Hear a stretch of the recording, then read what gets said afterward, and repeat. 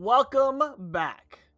And we have a exciting story for you guys today. So I've read the story and I know what it's about.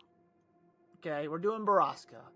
A lot of channels do Borrasca. I get it, but I want to do it too. Sue me. All right. So Andrea's never read the story before. It's by the Delic Emperor. A lot of people have known the story. You know, people rewatch it and stuff like that. But disclaimer.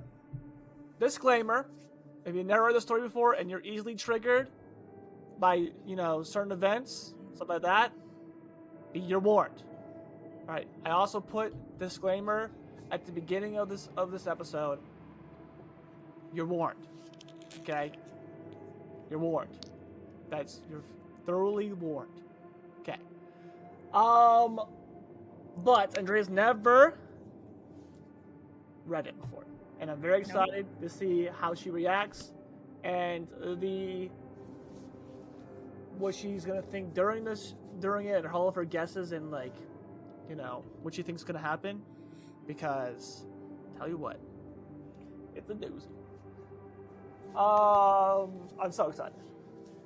All right, I'm excited. Yeah, you guys are gonna like it.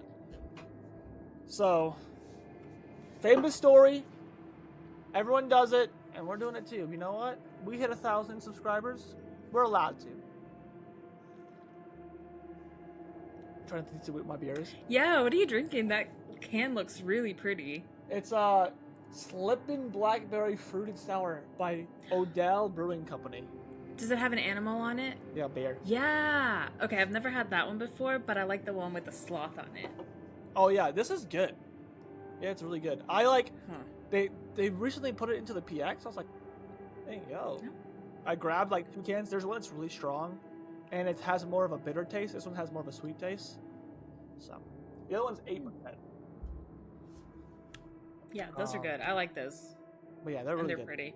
I'm all down. But anyway, I'm drinking. I'm gonna have a really fun time. I'm also drinking Yeah. wine. So, we're gonna have a great time. This is a long story, so buckle in. Buckle in.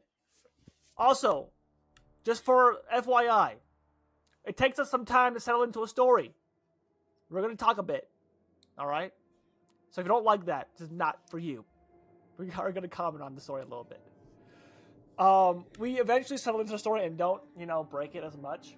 But it is what it is. It's a podcast. It's not, narration. We're not going to narrate the story and just do the story. We're going to, break it down, comment. The authors prefer us to do it this way as well. The authors that we've talked to and done stories of, they'd rather us do it this way. So that's what we're doing. All right? Cool. Go ahead, start us off, as always. All right. It's a long story, but one you've never heard before. This story is about a place that dwells on the mountain, a place where bad things happen. And you may think you know about the bad things, you may decide you have it all figured out, but you don't. Because the truth is worse than monsters are, or men. At first I was upset when they told me we were moving to some little town out in the Ozarks. I remember staring at my dinner plate while I listened to my sister throw a temper tantrum unbefitting of a 14-year-old honor student. She cried, she pleaded, and then she cursed at my parents. She threw a bowl at my dad and told him it was all his fault. Mom told Whitney to calm down, but she stormed off, slamming every door in the house on the way to her room. I secretly blamed my dad as well. I'd heard the whispers too. My dad had done something wrong, something bad, and the sheriff's department had reassigned him to some little, out-of-the-way county to save face. My parents didn't want me to know, but I did. I was 9, so it didn't take me long to warm to the idea of a change. It was like an adventure. New house, new school, new friends. Whitney, of course, felt the opposite. Moving to a new school at her age is hard. Moving away from her new boyfriend, however, was even harder. While the rest of us picked up things and said our goodbyes, while the rest of us packed up our things and said our goodbyes, Whitney sulked and cried and threatened to run away from home. But a month later, when we pulled up to our new house in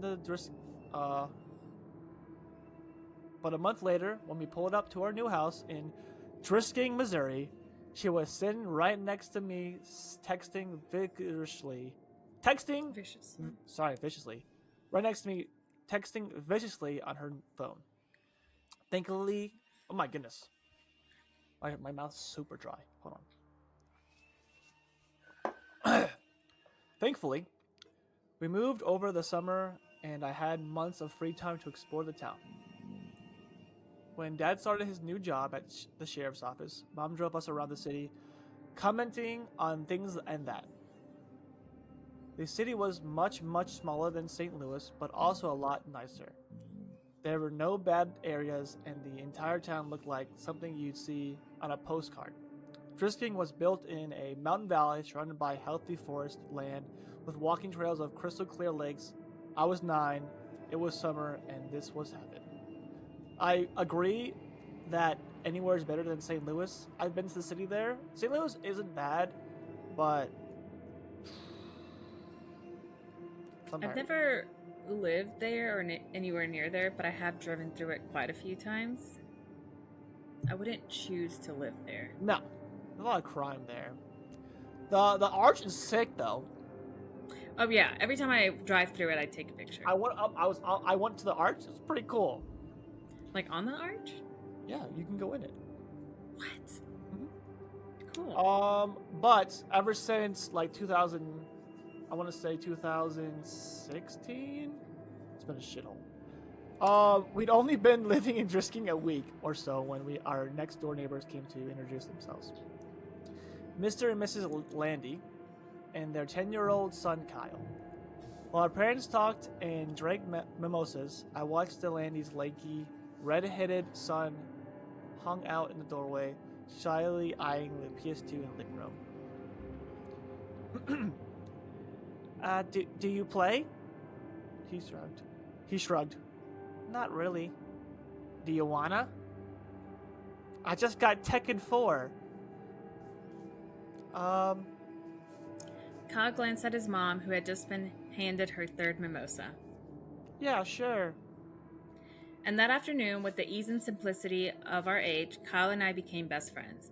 We spent the cool summer mornings outside exploring the Ozarks and the hot afternoons in my living room playing the PS2. He introduced me to the only other kid in the neighborhood our age, a skinny, quiet girl named Kimber Destaro. She was shy but friendly and always up for anything. Kimber kept up with us so well that she quickly became the third wheel on our tricycle. With my dad at work all the time, my mom consumed with her new friendships, and my sister locked up in her room all day, the summer was ours to take, and take it we did. Kyle and Kimber showed us where all the best hiking trails were, which lakes were the best and most accessible by bike, and where the best stores were in town. By the time the first day of school rolled around in September, I knew I was home. On the last Saturday before school started, Kyle and Kimber told me they were going to take me somewhere special, somewhere we hadn't been yet, the Triple Tree. What's a triple tree? I asked. It's totally awesome. Totally huge treehouse out in the woods. Kyle said excitedly. Psst, psst, psh. Oh, okay, got it. Psh, whatever, Kyle. Come on, guys. If there was a freaking treehouse, you would have showed me already. Nuh-uh. We wouldn't have. Kyle shook his head. There's a ceremony for first-timers and everything. Kimber nodded eagerly in agreement, her dark orange curls bouncing off her tiny shoulders. Yep, it's true, Sam. If you enter the treehouse without the proper ceremony, you'll disappear and you'll die. My face fell. Now I knew they were making fun of me. That's a lie. You guys are lying to me. No, we're not. Kimber insisted. Well, yeah, we'll we'll show you. We just have to get a knife for the ceremony and we'll go. What? Why do we need a knife? Is it a blood ceremony? I whispered. No way. Kimber promised. You just say some words and carve her name into the triple tree. Yep, it takes like 1 minute. Kyle agreed. And it's really a cool treehouse. I asked. Oh yeah. Kyle promised. Okay, I guess I'll do it then. Kyle insisted on using the same knife we used during his own ceremony, but we paid a price to get it. Miss Landy had Miss Land Miss Landy just happened to be home with her youngest son Parker, and despite Kyle's many objections, his mother insisted he take his 6-year-old brother with him. Mom, we're going to the treehouse. It's only for older kids. Parker can't go. I don't care. If you're going to see an Exorcist movie marathon, you're taking your brother with you. I need a break, Kyle. Can't you understand that? I'm. And I'm sure your friends won't mind. She flashed Kimber and me a challenging look. Right? No, not at all. Kimber said, and I nodded in agreement. Kyle made a loud, dramatic sigh and called his brother. Ugh. Parker! Put your shoes on. We're leaving. Now. I'd met the youngest Landy several times before and found he was as unlike his older brother in looks as in disposition. Where Kyle was a wild, excitable fireball with hair to match, I found Parker to be an anxious, fidgety boy with small eyes and dark brown hair. We got on our bikes and made our way to a lesser-known hiking trail a few miles away. I'd asked before where the trail led when we'd ran across it several weeks before, and Kyle had given me the overwhelming answer of Nowhere interesting. We pulled up to the trail and we leaned our bikes against the wooden signpost which read Just read that part. West Rim Prescott or Trail. Why are so many trails around here named Prescott? Is this Prescott Mountain or something? Kimber laughed. No, dummy. It's because of the Prescotts. You know, the family that lives in the mansion up on the farm. Or, you know, the family that lives in the mansion up on Fairmount. Mr. Prescott and his son Jimmy own like half the businesses in town. More than half? Kyle agreed. Which ones? Does he own the GameStop? The only store in Drisking I really cared about. I don't know about that one. Kyle wound a lock around the 4 bikes and clicked the bar into Read that place. sentence. Kyle wound Kyle wound a lock around the 4 bikes and clicked the bar into place, then spun the numbers on the dial. But like the hardware store, the pharmacy, Glitton's on, Second, and the newspaper. Did they start this town? I asked. Nah, Monning started this town. I want to go home. Parker had been so quiet I'd completely forgotten he was there. You can't go home. Kyle rolled his eyes. Mom said I had to bring you. Now come on, it's only like 2-mile walk. Mom said I had to bring you. Now come on, it's only like a 2-mile walk. I want to take my bike. Parker answered. Too bad. We're walking off trail. Oh, sorry. Too bad. We're going off trail. I don't want to go. I'll stay with the bikes. Don't be such a wussy. I'm not. Kyle, be nice. Kimber hissed. He's only 5. I'm 6. Parker objected. I'm sorry, 6. You're 6. Kimber smiled at him. Alright, fine. He can hold your hand if he wants, but he's coming. Kyle turned and started up the trail. Parker's face fell into an undignified frown, but when the charming Kimber stuck her hand out and wiggled her fingers at him, he took it. Kyle was right. It wasn't a long walk. Only a half-mile down the trail, and then another half-mile hike on a well-treaded path up the mountain. It was a steep climb, though, and by the time we got to the treehouse, I was winded. What do you think? Kyle asked excitedly. I studied the tree as I caught my breath. It's pretty awesome. I smiled, and it was. They hadn't lied. The treehouse was the biggest I'd ever seen. It had multiple rooms, and there were actual curtains in the windows. A sign above the door said, Ambercott Fort, and a rope ladder hung below the threshold, missing several planks. I'm going up first. yelled Parker, but Kimber caught his arm. You have to do the ceremony first. Oh my gosh. You have to do the ceremony first or you'll disappear. She reminded him. That'd be fine with me. Kyle grumbled. I was eager to get into the fort myself. Give me the knife. I held out my hand. Kyle smiled and dug the switchblade out of his pocket. There's some space in the back to carve your name. I opened up the knife, walked around the tree looking for an empty spot. There were so many names on the tree that I had to crouch down and look near the bottom since I couldn't reach any higher. I spotted both Kyle and Kimber's carvings on the tree, and I finally found a spot I liked near the ladder. I bit my tongue and carved Sam W. into a blank piece of bark underneath.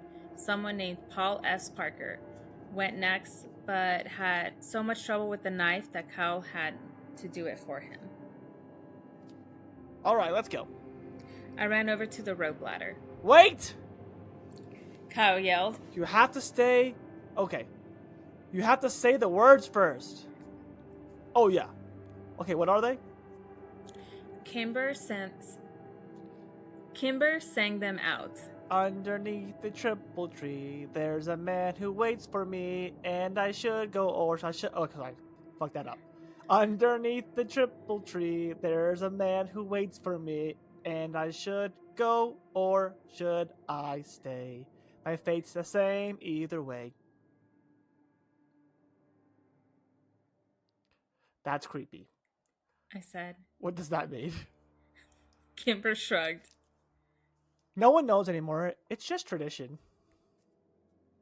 Okay, can you say it one more time slower? That's really creepy. Just out here reciting chants for somebody to take Underneath you. the triple tree, there's a man who waits for me. And should I go or should I stay? My fate's the same either way. Once Parker and I had recited the poem, we were ready to go. I climbed the rope ladder first and took stock of my new surroundings. The treehouse was more or less empty, just a dirty rug here and there, and some trash, old soda cans, beer cans, and fast food wrappers. I went room to room, 4 in total, and found nothing of real interest until the last one. An old mattress lay in the corner, and piles of musty, ripped clothing scattered the floor. Did a hobo live here? I asked. Nah, this room has been like this for as long as I can remember. Kyle said from the doorway behind me. It smells gross. Kimber walked up to the threshold but refused to go any further. It's not the smell that freaks me out. It's that. She pointed up to the ceiling, and I raised my eyes to read what was written there. Road to the gates of hell, mile marker 1. What does that mean? I asked. It's just an older kids being dicks. Come on, I'll show you some of the best parts of the treehouse. We walked back into the first room, and Parker looked up at us and smiled, pointing down to what he'd clumsily carved into the wooden floor. Fart. That's Call it. hilarious, Parker. He rolled his eyes, but his little brother didn't pick up on the sarcasm and smiled proudly. Kimber sat down on the floor next to Parker, and I sat on his other side. Kyle took the knife from his brother and then walked across the room and wedged the blade between 2 planks of the wooden wall. He pushed, and the board gave, opening up a small, secret compartment in the wall. Kyle took something out and pushed the plank back until it was flush with the others. Check it out! He turned around and proudly held up 2 cans of Miller Lite beer. Check it out! He turned around and proudly held up 2 cans of Miller Lite. Whoa! I said. Ew, warm beer? That's gross. How did you even know it was there? Kimber asked. Phil Saunders told me. Are you gonna drink it? I asked. Hell yeah, we're gonna drink it! Kyle came and sat down in our circle, popped open the first beer and offered it to Kimber. She eyed it like he was trying to hand her a dirty diaper. Come on, Kimmy. Don't call me that. She yelled at him, and then reluctantly took She yelled at him and then reluctantly took the open beer. She smelled it and made a face, then pinched her nose and took a small swig. Kimber shuddered. That was even grosser than I imagined. I don't want any.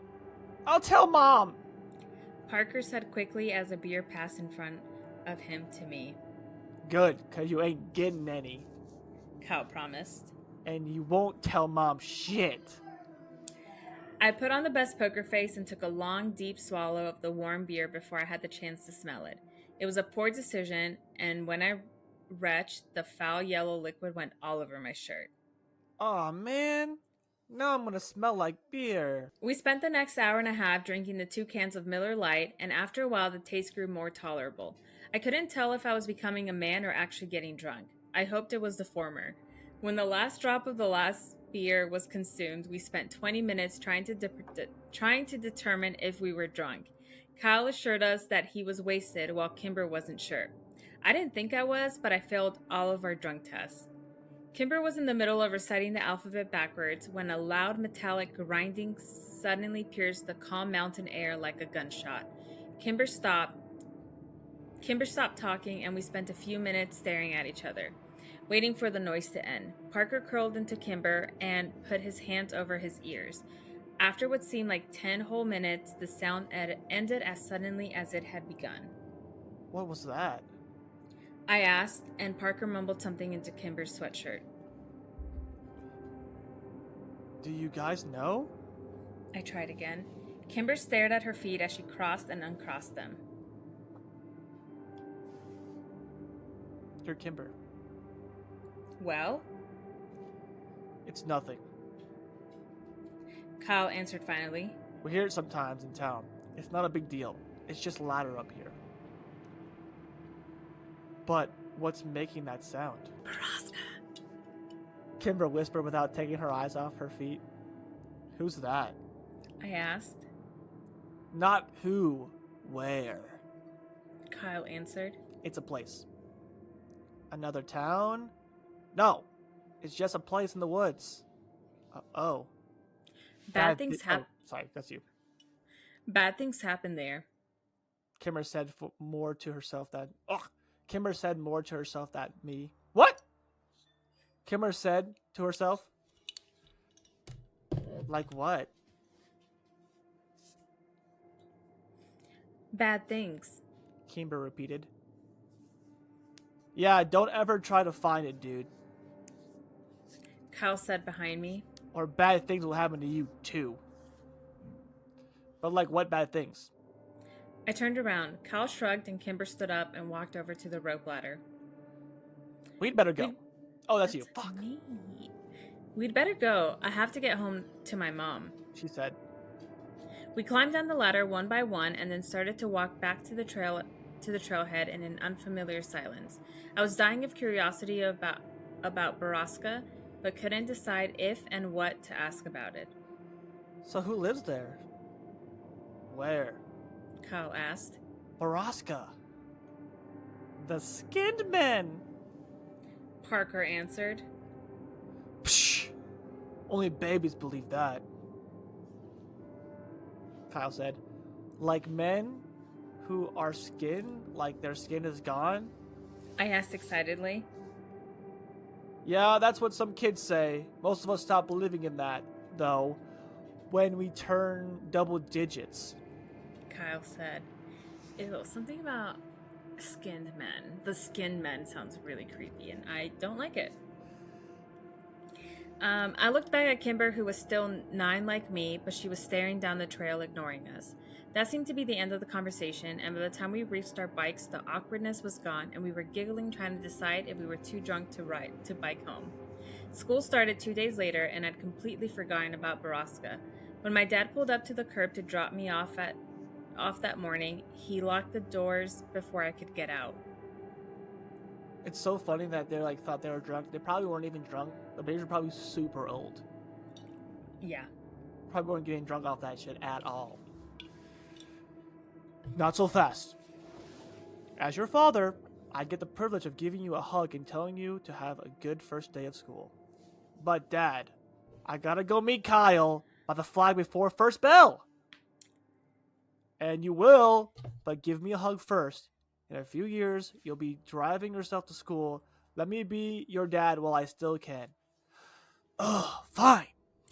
I said, exasperated, leaned over to give my dad a quick hug. Thank you. Now go meet your friend. Your mom will be waiting here to pick you up at 4. Sorry. Your mom will be waiting here to pick you up at 3:40. I know, Dad. Why can't I take the bus like Whitney? When you're 12, you can take the bus. He smiled and unlocked the doors. Until then, I get to drop you off in the mornings. If you think it'd make you look cooler, you can ride in the back seat behind the cage. Dad, just don't. I threw open the door of his cruiser before he could say anything more and ran as he laughed behind me. Kyle was already waiting for me at the flagpole and he'd found Kimber too. Dude, you almost missed the bell. He yelled when he saw me. I know, sorry. Whose class are you in? Kimber asked. She was wearing a red sweater and leggings with frogs on them. Her curly orange hair was brushed into ringlets and her lips were pink and shiny. She never looked prettier, and I was surprised to realize I'd never really seen Kimber as a girl. Mr. Diamonds, Me too, she said cheerfully. Lucky. Kyle scoffed. I'm in Mrs. Verdi's only 2 4th grade I'm in Mrs. Verdi's only 2 4th grade teachers, and I get the crappy one. Kimber glanced. Kimber grimaced. Yeah, my mom had her when she was a kid. What's wrong with her? What did she say? Just that she's strict and gives out homework on the weekends. On the weekends? Fuck. Excuse me, Mrs. Landy. Oh, sorry. Excuse me, Mr. Landy. I immediately recognized the tall man that had suddenly appeared behind the white-faced Kyle. Wait, let me read that a little bit differently. Excuse me, Mr. Landy. I immediately recognized the tall man that had suddenly appeared, the white-faced Kyle. Oh, so sorry, sir. I meant dang. Kimber giggled. I'm sure you did. He nodded. Hi, Sheriff Clary. Even though I'd only met him a few times, I liked my dad's boss and he liked me. Well, hello, Sammy. How are you excited for your first day? Sheriff Clary crossed his arms in front of him and widened his stance imposingly, but gave me a wide smile. Yes, sir. I said, and then added lamely. What are you doing here? I'm giving a presentation to the 5th grade and 6th grades about safety when walking to and from school. Yeah, he gives it every year. Kyle muttered. Cool.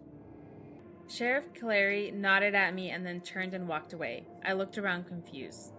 Where's Kimber? She took off. She's annoyingly on time to everything.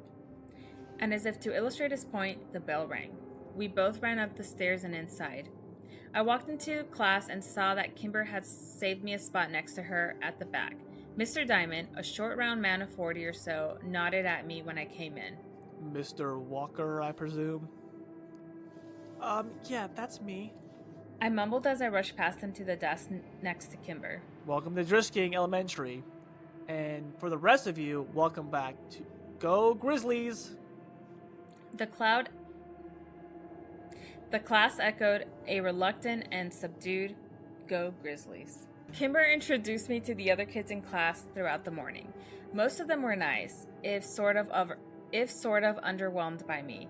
They said their hellos and asked where I was from, and the conversation usually ended with an unimpressed okay. A group of girls. Can you imagine that? Like, hey, where are you from? Oh, I'm from St. Louis. Okay. Okay. And be like, oh, what are your hobbies? Do you like to do anything? Oh yeah, I do I play video games and I like to hike. Okay.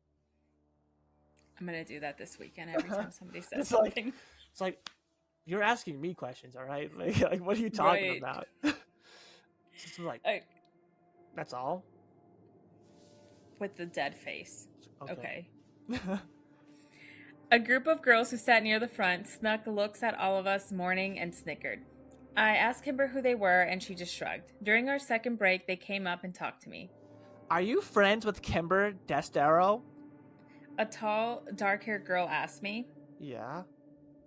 I answered and looked over at Kimber. She was watching me with worried eyes. Are you related to her? No. I didn't think so. You don't have orange hair. I didn't know what to say to that. Such a weird thing. You don't have orange hair, so you must not be related. Right. You don't have to be friends with her, you know. Said the second girl with the oddly round face. I want to be friends with her. A third girl behind the other two snorted. She had pretty auburn hair and a rude upturned nose. Well, if you do, you're gonna be in the ugly kid group. The first girl warned. And once you're in that group, you can't leave. Ever! Better than the bitch group. I said. Rude nose and round face gasped and dark hair smiled. We'll see. She said, and the three returned to their corner of the room. I sat back down next to Kimber feeling like a badass. It was the first time I'd ever used a swear word in front of anyone other than Kyle. Oh, this is Kimber. What did they say to you? Kimber asked nervously. They said you were too pretty to be near them and that you make them look gross, so we have to stay away from them. Liar. Kimber answered, but I could tell she was smiling. We met Kyle in the cafeteria at lunch, and he had nothing but bad things to say about his morning. Mr. Verdi was old and mean, and Mrs. Verdi was old and mean, and she made everyone come up and say something about themselves, even though the class only had 14 kids and they all knew each other. When the bell rang for recess, I went to throw my lunch away with Kyle, and I bumped into a kid I hadn't seen before. Hey, are you Sam Walker? The kid asked. Yeah. Oh, your sister is dating my brother. Oh, man. Kyle laughed. Your sister is dating, Whittaker? Shut up, Kyle. The kid grumbled. She's gonna be Whitney Whittaker. As funny as it was, I couldn't help but be a little surprised. Not that I'd been paying attention, but I'd only seen Whitney out of her room once over the summer. Where did she meet him? I asked the Whittaker kid. I don't know. Probably at his job. His job where? He works at Drinking Water. It didn't make any sense to me, but I shrugged it off. I did remember my mom giving Whitney some menial tasks like getting the car washed and setting up some utilities to get her out of the house. Maybe she met him once and they started dating over text. Teenagers are weird. The rest of the school week followed much like the first. We were well into the first month when I heard someone mention the skinned men again. We were out on the playground and Kyle and I were trying to start a fire with 2 large wood chips. I'd just given myself a splinter when the distant sound of metal grinding on metal flooded over the playground, silencing every one of us. Borrasca. I said in awe. Yep. Said Phil Saunders. The skinned men kill again. Hey, Kyle. Said only babies believe in skinned men. Oh. Hey, Kyle. Hey. Kyle said only babies believe in skinned men. I threw an accusatory look at Kyle. They do. Phil is just stupid. I'm not. Ask Danielle. She's seen them. Phil scanned the playground and then yelled at a blonde girl talking to Rude Nose. Hey, Danielle, come here. The blonde girl rolled her eyes but came skipping over anyway. What do you want? I told you Kyle doesn't like Philip. Oh, sorry. What do you want? I told you Kayla doesn't like you, Philip. No, tell him about the skin men. Phil gestured to the air around us, which was filled with the metallic scraping coming down from the mountain. You tell him. No, you saw them, so you tell them. I didn't see them. Paige saw them. Oh. Phil said, and an uncomfortable silence descended. You guys are weird. Danielle said before flipping her hair in our faces and leaving. Who's Paige? I asked when she'd gone. Her sister. Phil said. Paige disappeared when we were like 5. Kyle said. After she saw the skinned men. Phil added. Okay. The sounds from the mountain abruptly ended, and the subdued atmosphere of the playground disappeared with it. When the bell rang, Kyle lined up in his class line, and since Phil was in my class, I'd made sure I was behind him. The teachers began to count us off. Hey, what else do you know about Borrasca? I whispered to him. My brother said that's where people go where they disappear, to Borrasca. What happens to them? Bad things. He said, and then shushed me when I asked him what he meant. Right, The year dragged. Let's pause here. What do you think? What do you think so far? What are you thinking so far? I don't know. Maybe the skin men are. I don't know. I just know that kids are mean. Yeah. Is what I got from the story. Yeah. I mean, yeah, that's granted. And I don't know. Okay. I want to know who the skinned men are. Are they real? Is it actually somebody? Or is it just kids under 10 who believe that? Yeah, like little kid stories. Mm-hmm. Like Bloody Mary, like saying Bloody Mary five times in the Bloody Mary. the bathroom. Yeah. Yeah. All right. The year dragged on, and it wasn't until Christmas break that I heard the machine at Borrasca again. It was December, and there was a thick blanket of snow on the ground, which only served to amplify the noise from the mountain. I sat in my room listening to it for a few minutes, trying to decide what was happening in the place that bad things happen. I saw my dad's cruiser pull out the window. And went downstairs to greet him. As I passed my sister's door, I heard her giggling in that annoying teenage girl way, and I cringed. I hope Kimber never got like that. Dad! I skidded on the landing just as he opened the door. My dad stomped the snow off his boots and threw open his arms. Sammy! How many years has it been? He joked. It was true I hadn't seen much of my dad lately since he was working so much. Doing what? I didn't know, since this was the quietest, lamest town ever. Mom thought the sheriff was grooming Dad for his job since Cleary was so old and Dad never really agreed or disagreed with her. She'd only been at the department 7 months, after all, and he doubted people in the county would vote for him. Hey, Dad. Do you hear that? Like the machine sounding noise? Yup. I hear it in town every now and then. Do you know what it is? I asked the sheriff about it, and he told me the noise comes from private property up in the Ozarks. Is the property called Borrasca? I asked quickly. Oh, he said it really fast. Is the property called Borrasca? I asked quickly. I have no idea. Borrasca? Where'd you hear that? I shrugged. Kids at school. Well, it's nothing to worry about, Sammy. Probably just some logging equipment. But it's a place... But it's a place called Borrasca? Like, have you heard that name before? Nope. I have not heard that before. Dad pulled his boots off and shrugged off his coat, looking toward the kitchen. I could tell I was losing him. Have you heard of the skinned men? I asked quickly. Skinned men? Good God, Sam. Is your sister telling you these stories? No. But he wasn't listening to me anymore. Whitney! He yelled up the stairs. No, Dad, Whitney doesn't even talk to me. I repeated. I heard a door creak open upstairs, and Whitney peered over the railing, phone in hand and an annoyed look on her face. Are you trying to scare your brother? Dad demanded. Dad, no. I said again. Whitney shot me a betrayed look. Ugh! Seriously? As if I'd ever waste my time. You aren't telling them stories about skinned men? No, Dad. I told you. I heard it at school. Oh, sorry. This is him. No, Dad. I told you. I heard it at school. I said. Whitney gestured to me as if to say, see? All right.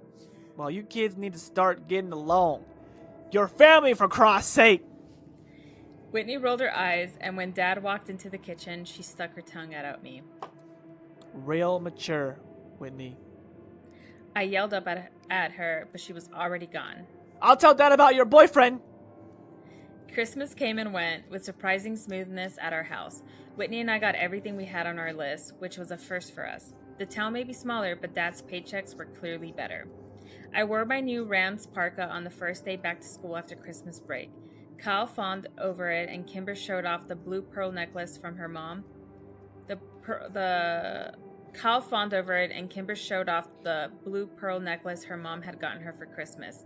Kyle and I feigned interest, but did it poorly. Kimber knew, but she just seemed happy we cared enough to fake it. As we said goodbye to Kyle for the morning, Kimber was suddenly slammed from the side. Kyle caught her before she fell, and I spun around to see a dark-haired girl, whose name I learned was Phoebe Dranger, laughing and walking away from us with round-faced girl. You're bad people who make poor life choices. Kyle yelled at them. When I'm your boss, someday I'll make you clean bathrooms. Yeah, and if Kyle's your boss, you know you're messed up. I added. Kyle and I high-fived and turned to Kimber, but she wasn't sharing in our victory. She was trying to hide the tears on her face. Don't sweat those girls, Kimber. Nobody likes them. People are just nice to them because they're related to the Prescotts. Kyle tried to give her an awkward pat on the back, but Kimber turned away from him and ran into the opposite direction. I hate those girls. Like, I really hate them. I know, they're bitches. Kyle answered, mouthing the last word as he looked over his shoulder for any lurking adults. Well, I better get to class to make sure they don't try and talk to her again. There was an assembly this morning, no class until after lunch. Seriously? That's awesome! Do we have to sit by class? Do we have to sit by class? Do we have to sit by class?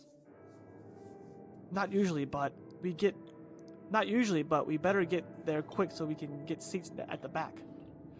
Not usually, but we better get there quick so we can get seats at the back. Kyle said as we started walking.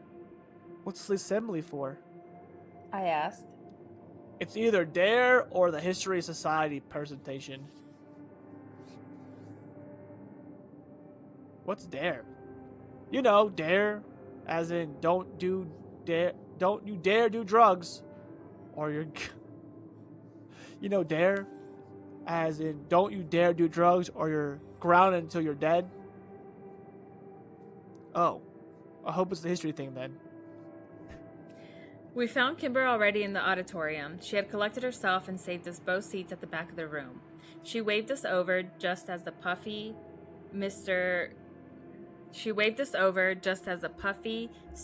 Mrs. Verdi walked onto the stage.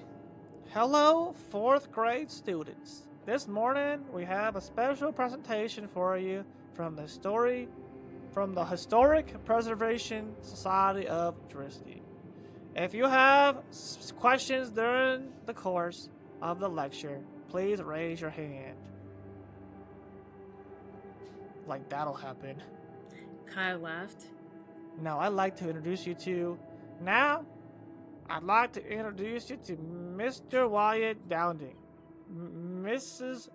Catherine Scallon, of course, Mr. James Prescott. What? Jimmy Prescott and not his dad? That's so weird. Kimber whispered. Dude, Thomas Prescott has done this presentation every year for like 20 years. It's definitely weird, Kyle said. It's not weird, whispered Mike Sutton from behind us. He leaned forward. Tom Prescott went crazy like a year ago. He didn't do the presentation last year when my sister was here either. I don't like Jimmy Prescott. Kimber shook her head. He gives me the heebie-jeebies. His dad was so much nicer. He's like a grandpa. The presentation was slow and boring. Mr. Downing and Miss Scallon talked about the first settlers here, the Cherokee and the Trail of Tears. They talked about Alexander Driscoll's discovery of a motherlode of ore in the mountains and settling here with his family to mine and refine the iron. When James Prescott took the stage from there, to tell the story of his family's early journey to the town and their role in the revitalization of Driscoll itself in the late 50s. The last part was the most interesting of it all. I found Jimmy Prescott to be infallibly charismatic and entertaining. I was so busy laughing at his jokes and hanging on his every word that by the end of his presentation I realized I'd actually learned quite a bit. So much so that I was interested enough to ask a question, which Kyle warned me was committing social suicide. Mr. Prescott scanned the room and answered a few other questions before he finally got back to me. Yeah, you in the back.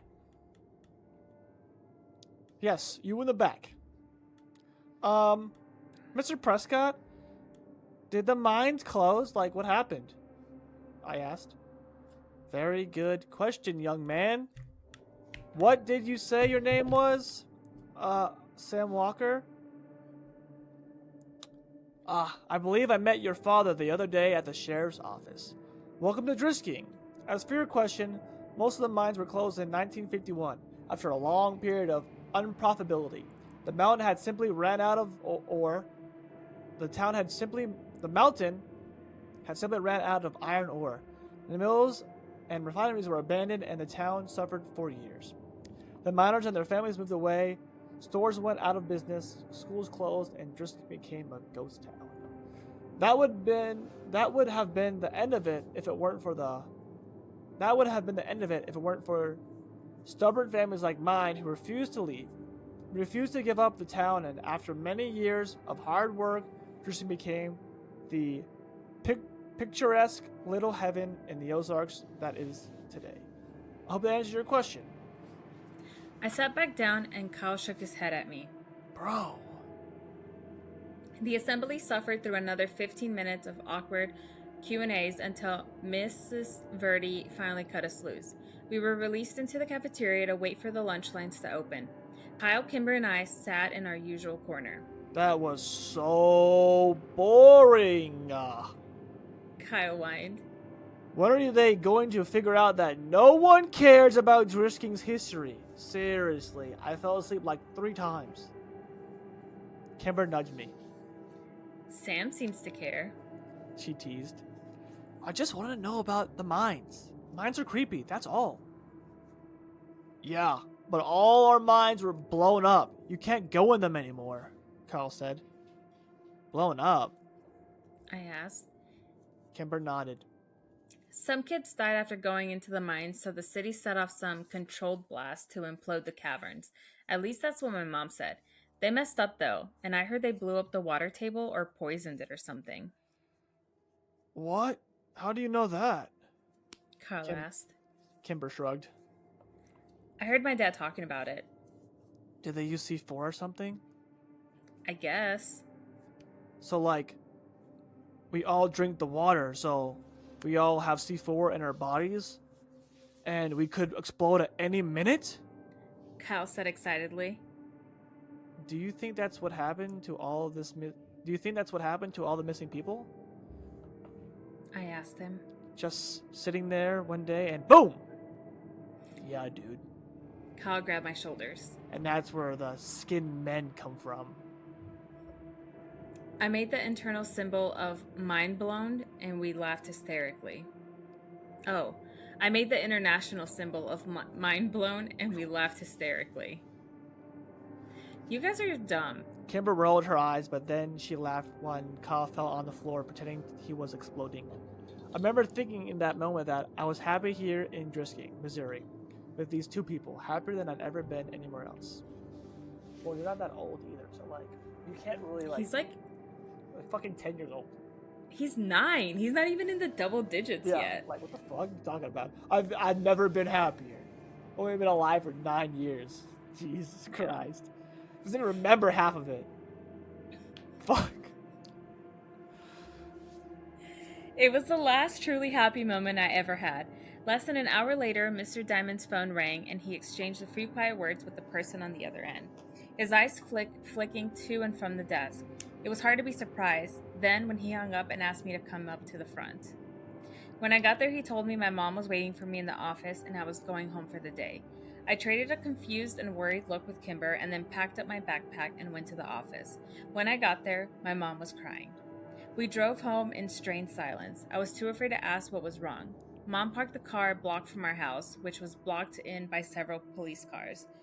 When an explanation didn't come, I broke the silence myself. Is it Dad? I asked quietly, holding back tears. No, honey. That's fine. She whispered. Then what happened? Whitney never made it to school this morning. What Her is so voice funny? broke. What is so funny? I don't know. That was so funny how you said it as the mom. Sorry. Okay. Oh no, Mom. I think she ditched, I said quickly. I saw her leave this morning and it was really early, like 6. And she was with her friends. Peter Whittaker and that kid Taylor. We know all about that, Sam. And they made it to school and Whitney wasn't with them. They said she wanted to stop by the Circle K near Drisking Highs, so they left her there. And no one has seen her since. Well, My brain struggled to come up with an explanation. maybe she's ditching. No, honey. Mom put the car back into drive and drove up to our house, parking behind a police cruiser. The police, as well as your father, think that Whitney is with Jay. But she has a new boyfriend here. We found all of her books on the floor of her room this morning, and half her clothes gone along with some cash and your dad's. But right now we think she hitched a ride to St. Louis and that she's with Jay. The sheriff's office is trying to contact the boy's parents now. Whitney? Run away? Anyone who knew my sister knew she was prone to dramatics and empty threats. Plus, she was dating Chris Whittaker's older brother, Pete. I was sure of it. We walked up the steps and into the house filled with stale coffee and quiet murmurs. I try to remember if Whitney herself had ever accidentally confirmed... Oh. Sorry. That was my phone. I try to remember if Whitney herself had actually confirmed she was dating Pete, but I drew a blank. When we walked into the kitchen, I saw my father sitting at the table, staring at phone records, hand in hand. He looked up when I came into the room and gave me a weak smile. Hey, buddy. Dad, I have to tell you something. I felt a heavy hand on my shoulder and turned to look up at a solemn Sheriff Clary. Everything and anything you might know, son, no matter how trivial you think it is. I nodded and sat down at the table with my dad as my mom handed the big man a cup of coffee. Here you go, Sheriff. She said weakly. Please, Mrs. Walker. Please, Mrs. Walker, call me Killian. My mother nodded and retreated back into the darkened corner to talk quietly with Sheriff Clary's wife, Grace. What do you know, Sam? Oh, what do you know, Sam? My dad asked as he rested his chin on his hands in a mock symbol of prayer, as though I may deliver him from his suffering. Well, I heard Whitney had a boyfriend, that guy Pete Whittaker, that she's been hanging out with. And I saw them and Taylor Dranger leave this morning before me. What time did they leave? Asked the sheriff. I don't know, like before 6. He nodded. That matches the statements of Taylor Dranger and the Whittaker boy. My father's head sunk lower into his hands, and I knew I'd let him down. But I rushed. I don't think she went back to St. Louis because she was dating Pete, and I don't think she wanted to be with her boyfriend back home anymore. I understand, son, but a teenage girl's mind is a complicated thing. My officers are trying to get a hold of the boyfriend's family back in St. Louis. Clary nodded to my father. Now, why don't you head up to your room and let us work, Samuel? I looked up at him in surprise. What? No, I want to stay down here. I can help. No, son. There's nothing more you can do here. You've been a good brother. Now let us handle this. I can help. You already have. Dad! I looked over at my dad with begging eyes. Go to your room, Sam. He said quietly after a moment. I balked. Dad! Now! I was so angry I did the only thing that I could of what? I was so angry I did the only thing I could of to make my rage known. I stomped upstairs, slammed the door, and then sat on my bed in disbelief. The tears came then, and I lay there feeling helpless, worthless, and scared for my sister. I thought of all the places Whitney could be. Was she scared? Was she alone? Was she dead? Then the sun began to set. I finally got out of bed and went to check my email. I was expecting lots of messages from Kimber and Kyle, but there was only one. Did she go to the treehouse?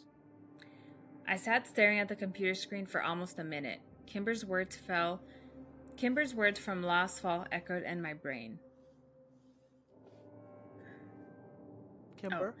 if you enter the if you enter the treehouse without the proper ceremony, you'll disappear and then you'll die. I didn't buy that Jesus. I didn't buy that Whitney had gone to Circle K that morning, and I especially didn't believe that she'd hitchhike out of town. Nothing they were saying downstairs made any sense if you knew my sister, but maybe this did. Maybe she and her boyfriend went to the treehouse to make out or something, and maybe he'd left her there. Maybe she'd gotten lost, or maybe the skin men had found her. That was the worst thought of all. I didn't need to sneak out because the police were too busy with my parents to care about me anyways. I snuck my bike out of the garage and rode the 3 miles to the West Rim Prescott Ore Trail.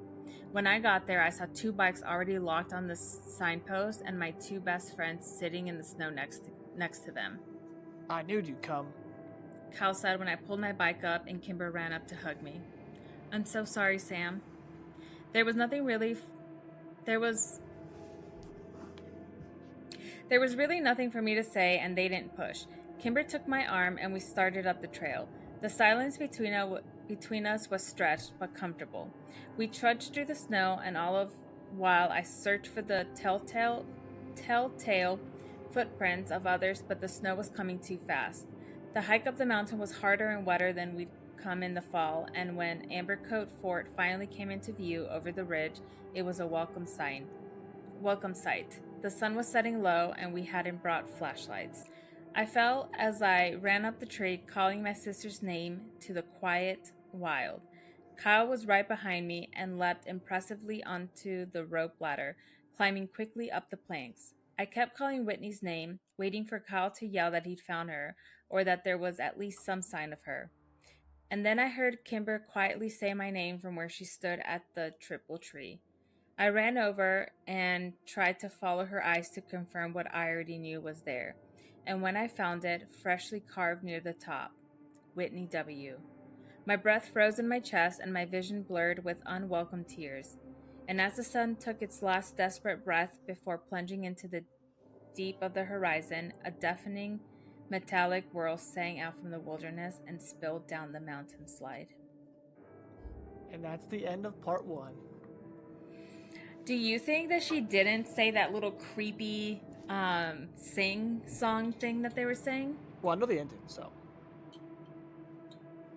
So you do know. So you're not going to tell me, obviously. Yeah. That's my thought. I think that her and her boyfriend went, and her boyfriend was like, that's for children. We're not going to say that because he grew up there probably. And then, or he wanted to take her there to make her go missing. But that doesn't make sense. They're like 14. So that's my theory. They went to go, like he said, to go make out or something. And she wrote her name on the tree. But then they didn't say the sing-song thing. And then she went missing. I cannot wait till you see the end of the story. Is that not it? I can't tell you. Fair. So part 1's over. Hope you guys enjoyed the first part. We're going to read some of the second part. I got to be somewhere soon, but I have some time. Okay. But so far, what do you think? I like it so far. Right? Yeah. I want to know. I want to know, have you ever seen the rain? Okay, so Whitney's gone. All right. She's gone, disappeared. The sheriff said, teenagers, you never know. Teenage brains. Teenage girls, man, they're crazy. They're just crazy. That's fair. Did you notice that they really weren't like concerned at all? Did you catch any of that? I kind of felt that, but also it was like, okay, but like it hasn't been 24 hours or 70, I don't know. What Okay. is it? Yeah, but 72 like hours. from like the whole situation, like what did you think? Like how they handled it? The parents seemed concerned, but I think Sheriff Clury or whatever his name is, I don't know. I feel like there's so many people that have gone missing in that town probably that they like weren't worried about it. Oh my god, what if they're in on it? We'll see. Okay. All right. I want to know Okay. more. So, let me see where the dialogue starts here before we start, because I think this story is pretty dialogue heavy. Yeah, The just go ahead. second. Just go ahead and start. Okay. Underneath the triple tree, No, you gotta there's a sing it. man. Underneath the triple T, there's a man who waits for me, and I. Okay, hold on. Underneath the triple tree, there's a man who waits for me, and should I go or should I stay? My friend's fate, stay. My. Oh, damn it! Fuck! Underneath the triple tree is a man who waits for me, and should I go or should I stay? My fate's the same either way.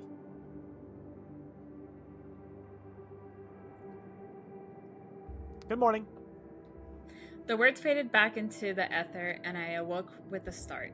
Jimmy Prescott was lounging against the wall near the door, an amused yet disapproving look on his face. Shit. Sorry, Mr. Prescott. I didn't hear you come in.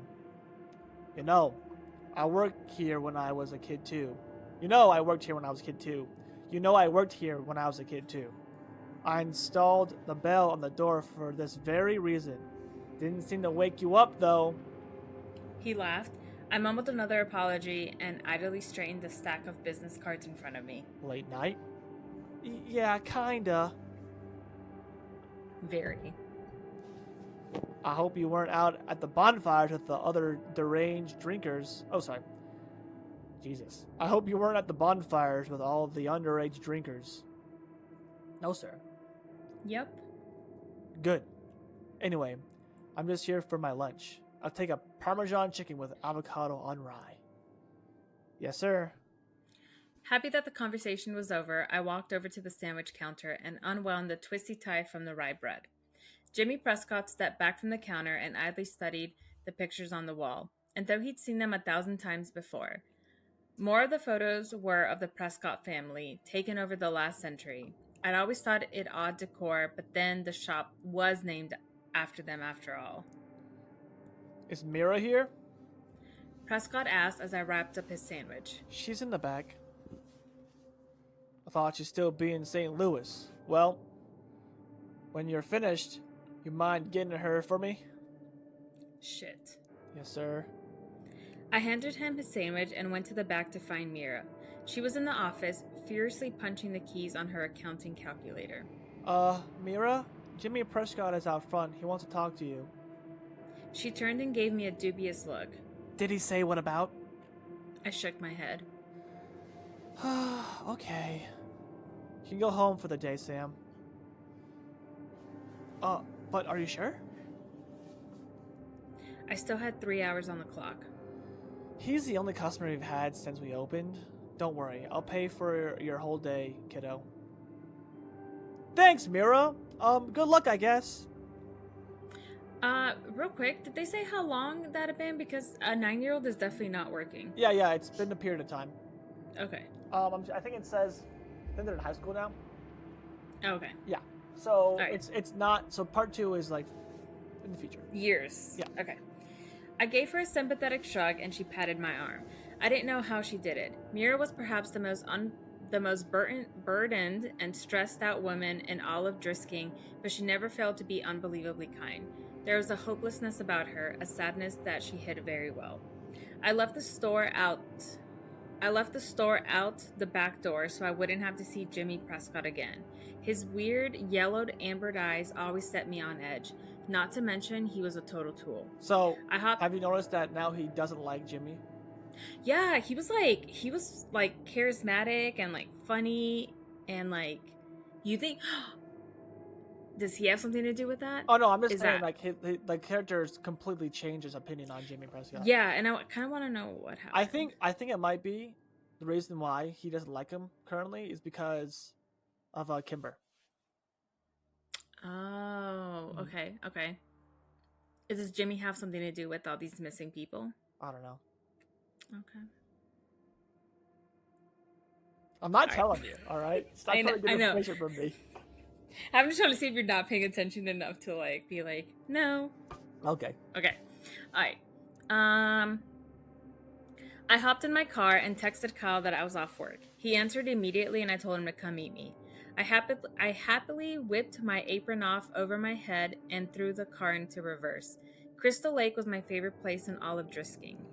I had to park almost a mile away since the lake was so packed. I eventually found Kyle and Kimber sitting on a rock just jutted over the beach. Kimber was sunbathing in a blue floor bikini, and Kyle was wearing his no one can tell where my eyes are looking sunglasses. What I miss? I asked, sitting down next to Kimber. Not much. She answered, stretching on.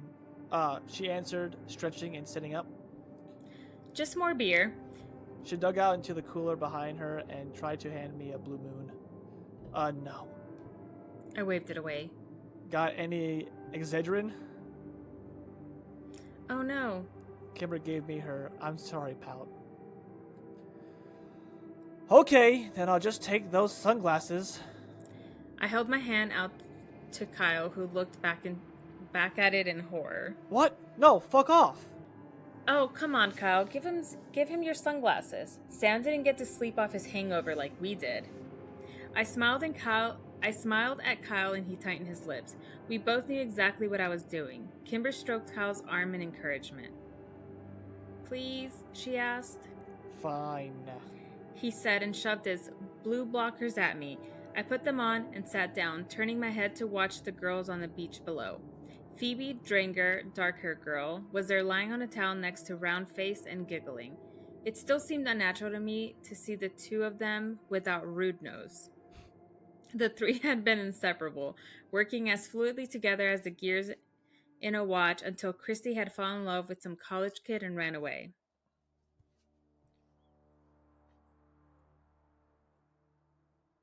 Okay. So why'd you get out of work early anyway? Oh, Kyle asked. so why did you get out of work early anyway? Kyle asked. Prescott came in. Ew. Kimber squirmed.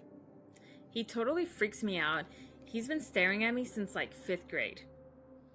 Next time he stares at you, let me know and I'll knock him the fuck out.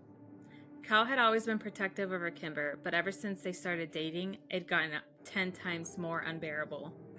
They're dating? I thought Sam liked Kimber. I know, right? It's crazy. Kimber winked at him. So what did he want, Sam? He wanted to talk to Mira, probably about some sandwich shop. He wanted to talk to Mira, probably about the sandwich shop. You mean about how no one goes there on the business? You mean how... Fuck. God. You mean about how no one goes there and the business should have closed years ago, but it won't because the Prescotts are stubborn and vain? Kyle said. Yeah, probably. I mean, she looked pretty worried. I can count on one hand how many sandwiches I've sold in the past month. Ouch. Kimber grimaced. Yeah, I'm pretty sure she's going to get chewed out. I really don't like that guy. I thought about the squirmy, yellow-eyed freak yelling at sweet little Mira, and it made my blood boil. Should have met his dad. Kyle snorted. He was a piece of work. His dad? Yeah, Tom Prescott. Kimber said.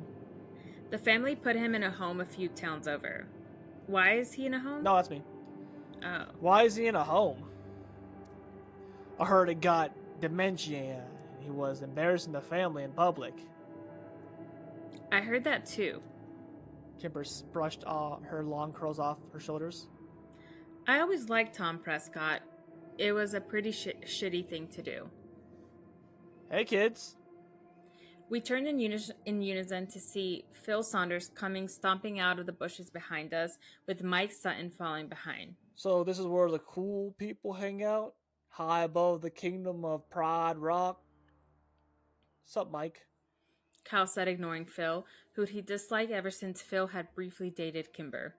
Phil was either unaware or uninterested in Kyle's feelings. Of course, that may have also been because Phil was stoned out of his mind, and most of the time, and now was no exception. They sat down next to us, and Mike offered me his pipe. You want to hit this? I did want to hit it, and pretty badly too. I reached up to grab it, but Phil swatted my hand away. Careful, guy. You don't want to get the sheriff's son high, for fuck's sake, Mike. Mike nodded knowingly and shoved the pipe back into his pocket.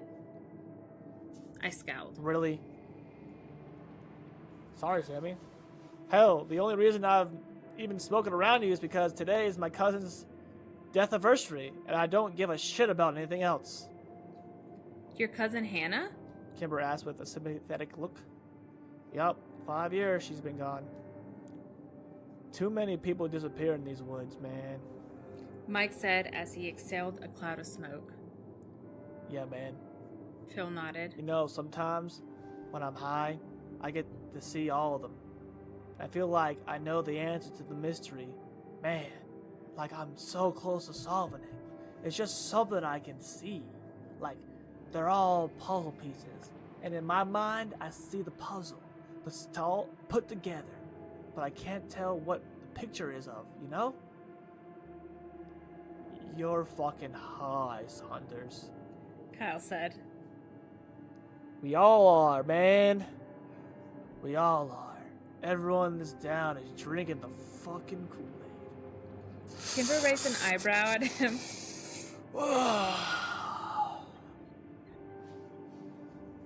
Kimber raised an eyebrow at him, but said nothing. I don't know. I was not expecting that at all. Oh, shit.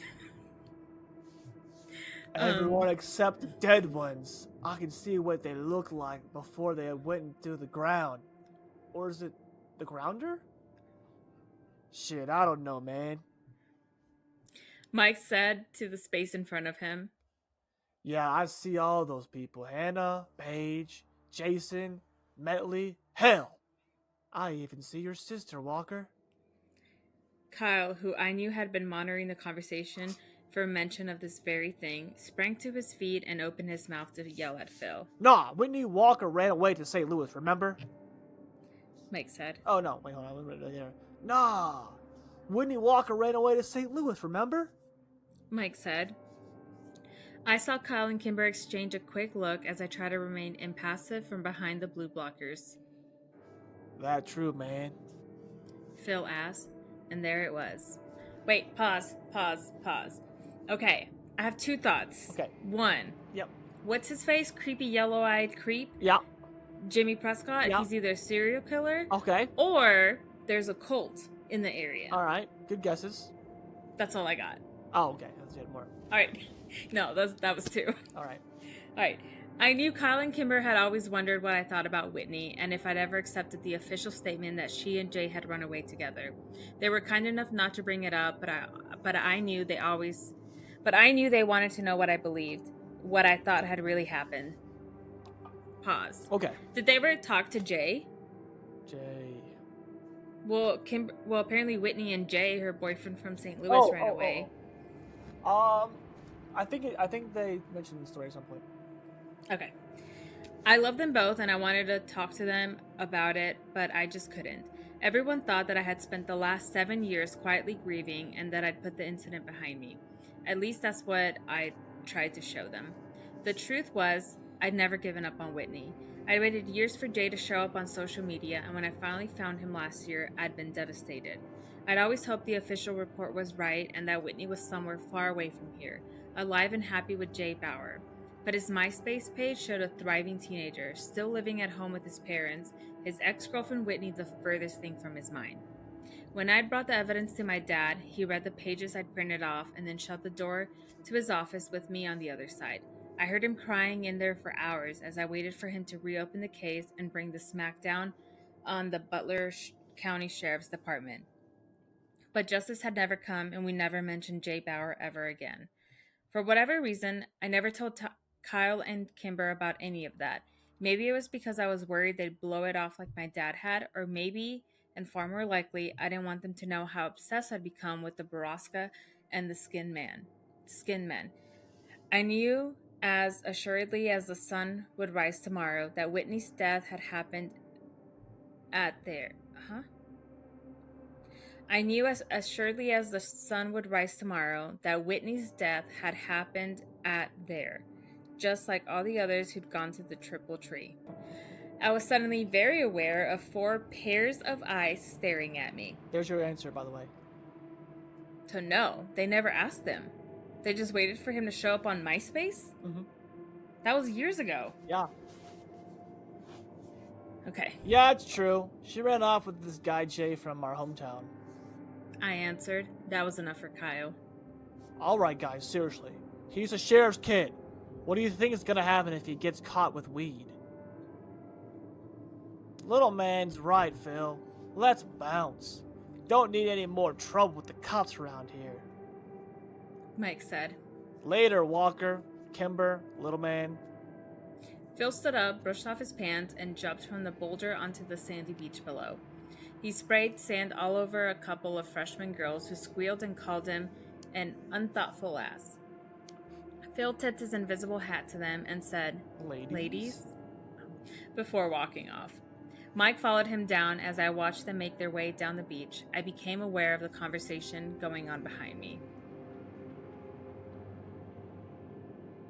Oh, I didn't say I wanted to go. I said I had to go. It's only 2 o'clock. It's a Sunday. I know, but my parents have been fighting a lot lately, and I don't want to leave my mom alone too long. I thought she was doing better. A little, but she's still depressed, Kyle. Do you want to stay over at my place tonight? Kimber's voice dropped into a whisper. I don't think I'm ready for that yet. What? No, wait. That's not what I meant. I'll sleep on the pull-out in the basement and you would have my room. Very awkward silence. My parents love you, you know? He added. Oh gosh, so funny. Kimber laughed. I know, I just want to be there for my mom right now. But thank you, sweetie. And then the absolutely disgusting sound of my best friends kissing. I would never get used to. Ugh. On that note, I'm out of here. I stood up and gave them both a shaming look. Aw, come on, Sam. Don't be jealous. We'll find you a girlfriend someday. Kyle joked. I really don't need your help with that. I muttered, glancing down the beach to where Emmeline Adler was sunbathing. I'll see you guys tomorrow. Last week of school. Kimber yelled at my retreating back. Thank God. Tomorrow was the last Monday of the school year, and while I should have been, thankfully, my sophomore year was ending, I wasn't. The summer meant no distractions, more time to think, and even more hours of boredom at press card artisan sandwiches. But I wasn't looking forward to tomorrow for another reason. What a pretentious name that is, by the way. Huh? What a pretentious name that is. Prescott Artisan Sandwiches? Are you fucking kidding me? It's a sandwich shop. So pretentious. Artisan? Very. Come on. I bet you Jimmy Yellow-Eyed Freak named it. Yeah, he did. But I wasn't looking forward to tomorrow for another reason. Besides it being Monday, it was also sophomore ditch day. My dad had caught on to that several weeks ago and warned me to set a good example and go to school that day. Sometimes I really hated being the son of a cop. Kimber and Kyle were sympathetic and had offered to share in my misery. I had of course said yes, much to Kyle's sadness. As I'd expected, my dad was waiting for me when I got home. We shared a brief, strained conversation about our respective days, and then he finally got to it. Remember, Sammy, we're cracking down on truancy this year. I want to see you at school tomorrow. Yeah, I got it, Dad. And I hope I won't have to write a ticket to Kyle either. I sighed. It's just a tradition. Even the teachers sort of encourage it. On Friday they said, I don't care. And they... What? Okay. I don't care what they said, Sam. Besides, the fact that I'm the sheriff, I'm also your father, and I want my son in school. I laughed and shook my head. What a joke. I can't control what Kyle does. Fair enough, but you can control what you do. I said nothing and Dad sighed. It's almost over, Sammy. Just get through these. It's almost over, Sammy. Damn it! Fuck! It's almost over, Sam. Just get through these last 5 days, and you can be done with school for a few months. Fine. I walked out of the kitchen, rudely ending the conversation. I climbed the stairs and passed by Whitney's door on the way to my room. The light was on and silence was behind it. I knew my mother was in there. She was always in there, doing God knows what. I walked to my own room, shut the door behind me, and locked it. The next day at school ended up being more embarrassing than anything else. There were a few other people that hadn't skipped, maybe a total of 10 of us, and the looks they shot me made it clear that my dad was the reason they were there. Kimber, a great friend she was, happily went to her classes like it was a normal day. Kyle attended all of my classes with me. The teachers, who had been looking forward to an easy day, couldn't have cared less. Just before lunch, an officer came around to all the classrooms and asked for copies of the attendance sheets. Dad really wasn't kidding about cracking down this year. I was going to get shit from people all summer. Wow. That sucks. That's What the fuck is that about? Senior skip day was like required. Okay, but that wasn't senior. That was sophomore skip day, whatever the fuck that was. Yeah, that's weird. But like, teachers don't come to school on senior skip day. Yeah, that sucks. They probably bullied him, and he deserved it. At lunch, Kyle and I went. What the fuck? Bullying is not encouraged, and I don't condone it. Fucking bully him, man. His dad sucks. That's your okay. That's our greatest take on that. He deserves to get bullied. But I don't condone bullying. Okay. All right. At lunch, Kyle and I went to our car to smoke. Usually, we were hidden by dozens of large pickup trucks, but today we were out in the open and vulnerable. I moved the car back to a shady corner of the parking lot, and Kyle pulled out his bowl. Did you text Kimber? That's me. Did you text Kimber? I asked him while he hid it. Yep. He said through tight lips as he let the smoke sit in his lungs and then blew it all over my dashboard. Shh. Oh, no, I can't do that. She went home around 4th period. She said her mom called her and she was going to take care of her. I don't know, man. Doesn't her mom hate you? I asked, taking my turn with the bowl. Yep. I mean, that's a fairly new development. Ever since Kimber and I started dating, but I'm pretty sure she's always hated me. And just hid it before better. Now that she's all depressed and whatever, she doesn't give a shit. It was hard to picture anyone hating Kyle. Why? Can't Kimber's dad just take care of her? I don't know. I hit the pipe again. Hey man, let's not even go back today. Kyle said. You think? I asked. Yeah, you put in 4 periods. You've been a good son. And Officer Dickass already came around and collected the attendance sheets. Dickass? Really? You're better than that, man. Officer Ass Dick. You're fucking baked, Kyle. Seriously, man. Let's go. I thought about it a second. Kyle was right. I'd done my duty as a son, and if I left now, I'd have enough time to go to GameStop before work. Fuck it. I turned on the ignition. Kyle sat up in his chair and rolled down the window to clear out the smoke. Hey, man. Can you drop by Kimber's? Sure. Oh. Sure, but how are you gonna get home? Can you come get me after work? Oh, wait. Wait. Kyle said, "Hey man, can you drop me off? Drop me by Kimber's." Oh yeah, okay, got it. He's driving. Can you get me after work? What if her mom throws you out again? Kyle rolled his eyes. that was one time. Why can't I just drop you at home and you can take your own car? It needs new tires. New tires, of course.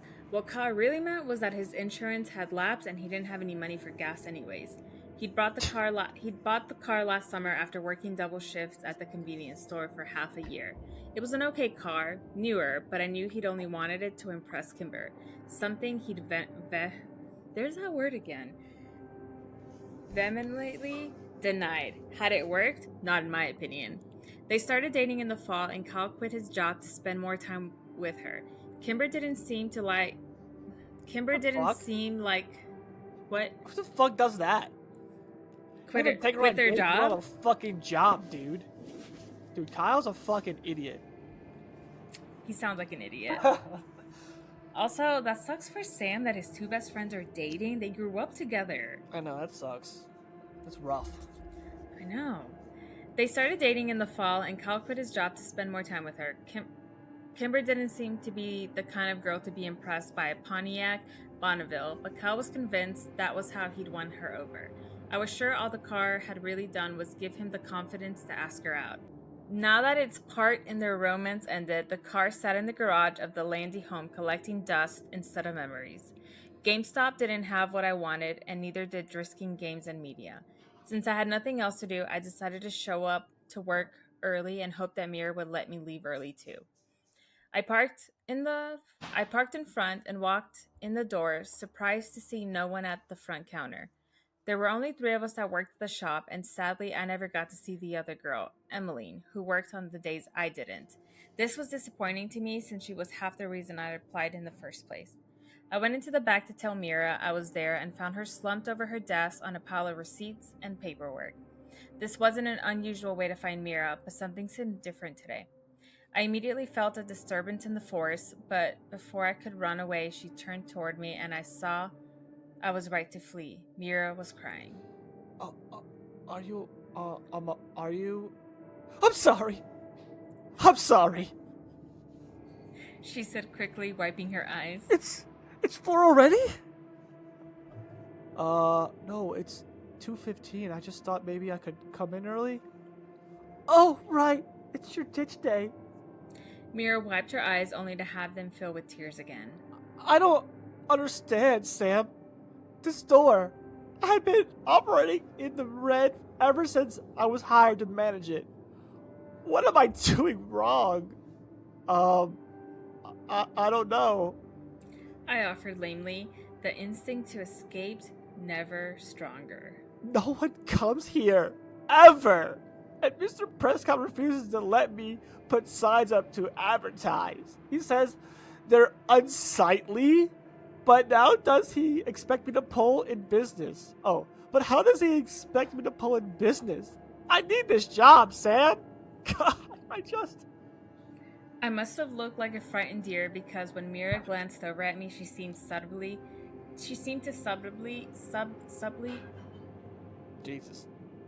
Jesus. I must have looked like a frightened deer because when Mira glanced over at me, she seemed to subtly collect herself. Go ahead. Go out to the front. I'll do your time card. She didn't have to tell me twice. I really like Mira and I hated seeing her like this.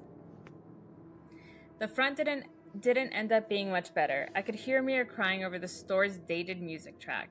Her sobs went from painfully audible to muffled whispers. After half an hour, I decided I had to do something. Since I was entirely unequipped to deal with an adult woman's emotions, I decided to call Mira's husband, Owen. He was thankfully at home and answered on the second ring.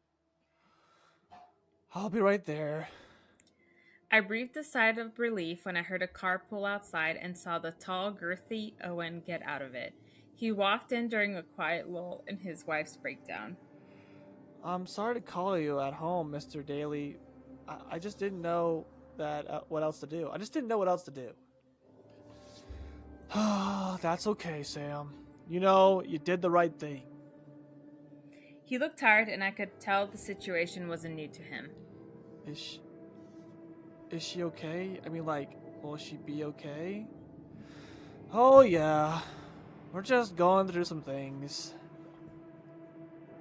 Oh, Mira said the store is going bankrupt too?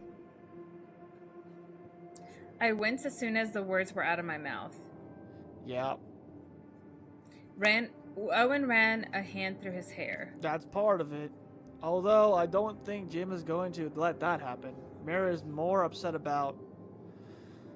Well, she's more upset about. Sorry. More upset about. Has Maureen told you about her, appointments? No.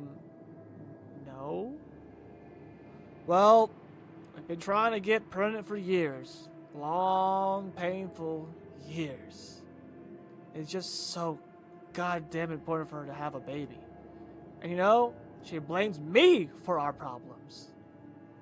What a weird conversation to have with a 15-year-old. Okay, I'm so glad you caught that because in Creepcast they did the same thing. They're like, what the fuck?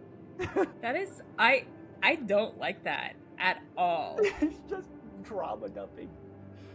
Yeah, he needs friends. He does not be talking to 15-year-old kid who works at the artisan sandwich shop. Yeah, he walked around the room staring at the pictures, not really talking to me anymore.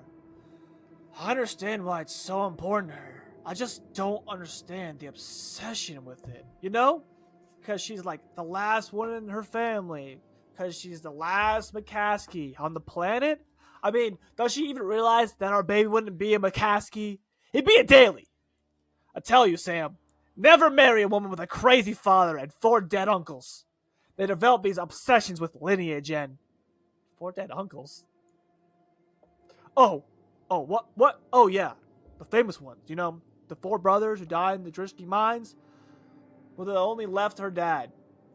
And her parents were only able to conceive her. Which leaves her as last McCaskey and hope for the family line. So, of course, you see, this is all my fault. I looked at him blankly and he sighed. Oh, sorry, kid. These aren't your problems. They're way over your pay grade anyway. I'm just very stressed out these days. Our fertility issues and Mira's absolute abhorrence to our only other option. It's... But how'd they die? I was desperate to talk about anything else, and the story of Mira's uncles interested me. What? The McCaskey boys? Oh, I don't really know. They died on the mountain somewhere. Oh, well, have you heard of the Skinned Men? Skinned Men? Yeah. I don't think so. What about Borrasca? Owen Daly squeezed his eyes shut and pushed in on his temples with his fingers. What? What does a Borrasca have to do with anything? So fucking funny. Have you heard about the Skin Men? What about Borrasca? Have you heard about Borrasca? He's like fucking having a meltdown. He's like, have you heard of the Skin Men before? He's like, anything but her fertility issues that I don't give a shit about. Well, how'd they die? How'd those brothers die? So funny. Owen? Mira's voice squeaked from the doorway. Oh, baby. Are you okay? Sam called the house. I want to do it. You do? Owen asked dubiously. I called him. His eyes flickered over to me and I immediately looked away. Another conversation I didn't want to be a part of. Sam? Oh, wait, this is Owen. Sam, why don't you take off for the day? Mira and I will handle things here. Okay. I mumbled and bolted for the door. Once I was in my car and backing away, I called Kyle. Dude, fucking weird shit is going down in this town. What happened? I can't explain it over the phone. Where are you at? I'm at Kimber's. Are you off work? Yeah, I'm coming. Yeah, I'm coming to get you. By at Kimber's, Kalman, sitting on the curb in front of her house, kicked off the property again. When I pulled up, Kimber came out and met us at the curb. I'm so sorry, Kyle. She said. She's really upset today. She wouldn't even let me leave the house to sit with you. It's okay. He said. I don't worry about it. I just want to make sure you and your mom are okay. We're okay, and my dad will be home soon. Text us when you get there. Text us when he gets home. Ugh. Text us when he gets. Fucking damn it. Text us when he gets home and we'll come get you. I said. I wish I could. I'm babysitting tonight until 7:30. Maybe after that? Sure. Kyle and Kimber hugged goodbye, and then Kimber rushed back to her house as something crashed inside. So what's going on? Kyle asked, taking a drink of warm Dr. Pepper sitting in my cup holder. You're still wearing your apron, you know. Mira had a breakdown. I said, peeling it off. Really? What happened? I told Kyle the full story, giving particular attention to the 4 uncles. Wow. Yeah, the McCaskies. I've heard of them. Didn't know Mira was one, though. I thought they were all dead. She's the last one, so, like, do you think the McCaskey deaths have anything to do with the other disappearances? It had been a while since I'd mentioned anything about Borrasca, and Kyle choked a little on Dr. Pepper. I don't know, man. I mean, maybe if the disappearance started around the same time. How can we find that out? Maybe the cops? They have to be police reports, right? Okay, but what if I couldn't ask my dad? Kyle shook his head. I don't know then. What about the records? The Historical Society people, maybe? Oh, yeah.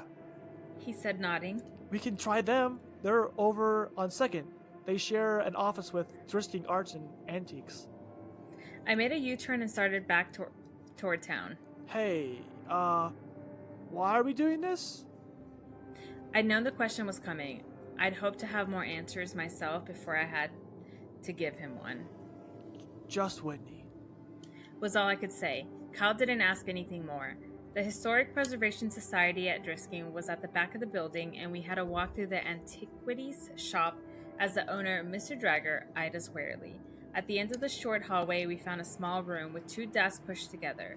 One was empty, and the other was stacked high with books and folders of loose paper. We could hear someone typing behind the stacks. I cleared my throat. Hello? A small woman popped up from behind the desk. I recognized her as the same woman who had given us a lecture in 5th grade. Hello? How can I help you, boys? She asked without walking out to greet us. Why? You always laugh. You always laugh at my female voices. That one just, cause I can't see you, so I'm like reading while I'm hearing you, and I just like imagine like a bird. I know that sounds weird. Hello? Yeah. I have a few questions about Drisking's history, I guess. Oh, great. This is for our end of the year report. Oh, great. Is this for your end of the year report? Have a seat, boys. She gestured to the empty chairs sitting behind the other desk. I nodded at Kyle, and he sat down, looking uneasy. Yeah, it's for an essay we have to write. Hey, I think you gave a lecture to us like 7 years ago at school? Oh, yes. I give that lecture every year with Mr. Prescott. She smiled. Yeah, it was you and one other guy, too. A bald guy. Kyle said, shifting uncomfortably in the wooden chair. Yes, that was my fiancé Wyatt Dowding. He passed several years ago. Oh. Kyle said. So, Miss Scanlon. But you can call me Catherine. She said. Catherine. I tried. I hated calling adults by their names. We want to know about the McCaskey kids. Oh. Catherine said, shaking her head. A dark part of history there, but still history nonetheless. So, yeah, so when did that happen? How'd they die? Kyle added. Well, they didn't die. I mean, they certainly perished in the mines, but their bodies were never recovered, so we don't know the answer to that. I would think dehydration, starvation, and exhaustion killed them within days of getting lost down there. And to their second question, that was 1953, I believe. And the mines closed that year? Well, actually, the mines officially closed the year after. There was a legal spat between the city and the Prescott family who wanted to leave the mines open until the bodies were found. The city won and the mines were closed. Oh, the city won and the mines were condemned. Wait, why did the Prescotts care? Don't you want to write this down? Kyle tapped his head twice with his finger. Catherine shrugged and continued. Wait. Do Mira's uncles, do you think, I'm asking you Are they hypothetically, are they the skinned men? I'm not gonna answer that question. Did they get skinned alive in the mine somehow? Is there a monster? Is there some kind of like I'm not cryptoid answering. or cryptic? Okay. But Alright. keep speculating. I like the speculating. Keep speculating. All right. Okay. Well, the Prescotts and the McCaskey family were very close related. Tom Prescott was paying. God damn it. The Prescott and the McCaskey family were closely related. Tom Prescott was paying teams of unemployed miners to go down in the mines and search for the bodies. The city had enough of it. The mountain was unstable and they didn't want any more deaths.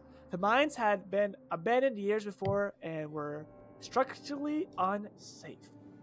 After the city banned the recovery teams from the mines, members of the Prescott family started going down there themselves. Finally, the city had enough and they had the mines collapsed.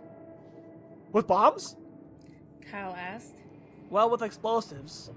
And that's what led to the incident.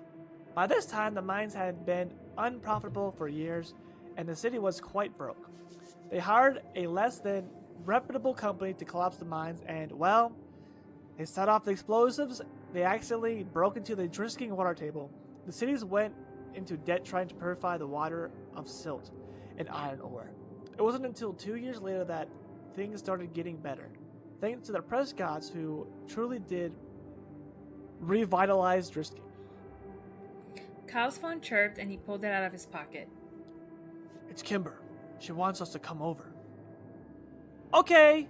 Thanks, Miss Scanlon. I mean, Catherine. Okay, thanks, Miss Scanlon. Catherine. Sure. If you have any other questions, feel free to come by.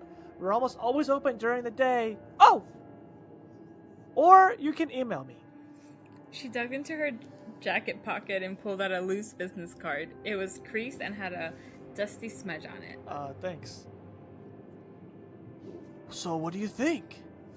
Kyle asked when we got into the car. I don't know. It's weird, isn't it? I mean, why would the Prescotts give a shit if the town suffers after they refuse to help him find their family and were actively working against them? Maybe they forgave and forgot. Kyle shrugged. Does Jimmy Prescott seem like a guy to forgive and forget to you? No. And his dad is even worse. Exactly. Maybe we should... Turn here! Sorry, Kimber's still babysitting and she's over by... Turn here! Sorry, Kimber's still babysitting and she's over on Amherst. When we pulled up, Kimber was out in the front yard with two young boys who were playing in the driveway. She was holding a sleeping baby and waving to us. We parked in the driveway and she introduced us to the two older boys. They gave us shy hellos and then ran off to continue their game. Once they left, we explained everything that had happened to Kimber. Once they left, we explained everything that had happened to Kimber while she listened and rocked the baby in her arms. Sam is right. That doesn't make sense, but this is Kimber. Oh, Sam is right, but that doesn't make sense. Why are we even concerned about something that happened decades ago? Whitney. Cal said, so I didn't have to. A flash of surprise crossed Kimber's face, and she walked over to put the baby down in his playpen. Then she walked back and pulled me into one of her famous, super comforting, not at all awkward hugs. Then she released me. When she released me, she began to pace around the driveway. Okay, so we think Whitney somehow got involved in all of this, and you're right. If we want to figure this out, we need to start at the beginning. Phil is right. Every mystery in this town is one piece of a larger puzzle. It's all related. She stopped and looked over at us.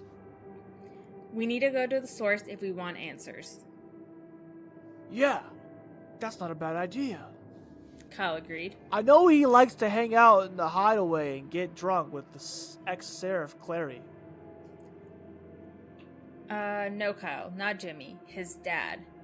Tom? Dad, he's so crazy. They put him in a home. He's the horse's mouth, though, isn't he? Jimmy isn't likely to know half as much half as much as his dad. But As Kyle and Kimber argued, I watched the kids chase each other around the tree in their front yard. There seemed to be something carved in the bark, words not unlike the triple tree at Amber Coat Fort. I was too far away to read what it said. he got you. He got you. I heard the youngest one call to his brother. The skin man got you. Now you have to die. Nuh-uh, Peter. I was touching the tree. No, you weren't. You're a liar. One of them got you, and now you have to meet the shiny gentleman. No, I don't. Kimber, Josh is cheating. I shuddered and turned away from them. Where's the nut house? I interrupted them. Is it close? It's not a nut house, it's more like a hospice. Kimber chided. The rumor I've heard is that he's at Golden Elm and he's in Cape Girdadoo. That's about 40 minutes away. Cal said and pulled out his phone. I'll check the visiting hours for today's. Sam, do you work tomorrow? I work every day, but I'll get out of it. I promised. Okay, cool. Let's plan to leave after school. Who's the shiny man? Shiny gentleman? The shiny gentleman. He's Another one of the piece skinned to men? the puzzle. Or is he one of the skinned men? Another piece to the puzzle. Okay. Another a new introduction. A new thing that they introduced. Sounds like a really haunted town. The following day dragged on like any last Tuesday of the school year. Most people talked about what they did with their ditch day or complained about a cop showing up at their house to issue them a ticket while sliding less than pleased looks at me. When the final bell rang at 3:30, I grabbed my bag and booked it out to my car. Kyle and Kimber were already waiting for me. The drive took longer than we expected when I got lost in Cape Girdadoo. The town was bigger than Drisking and the streets weren't laid out with any sort of planning or logic. By the time we arrived at the Golden Elm, we had only 20 minutes left before visiting hours. We're here to see Mr. Thomas Prescott. Kimber told the nurse at the front desk.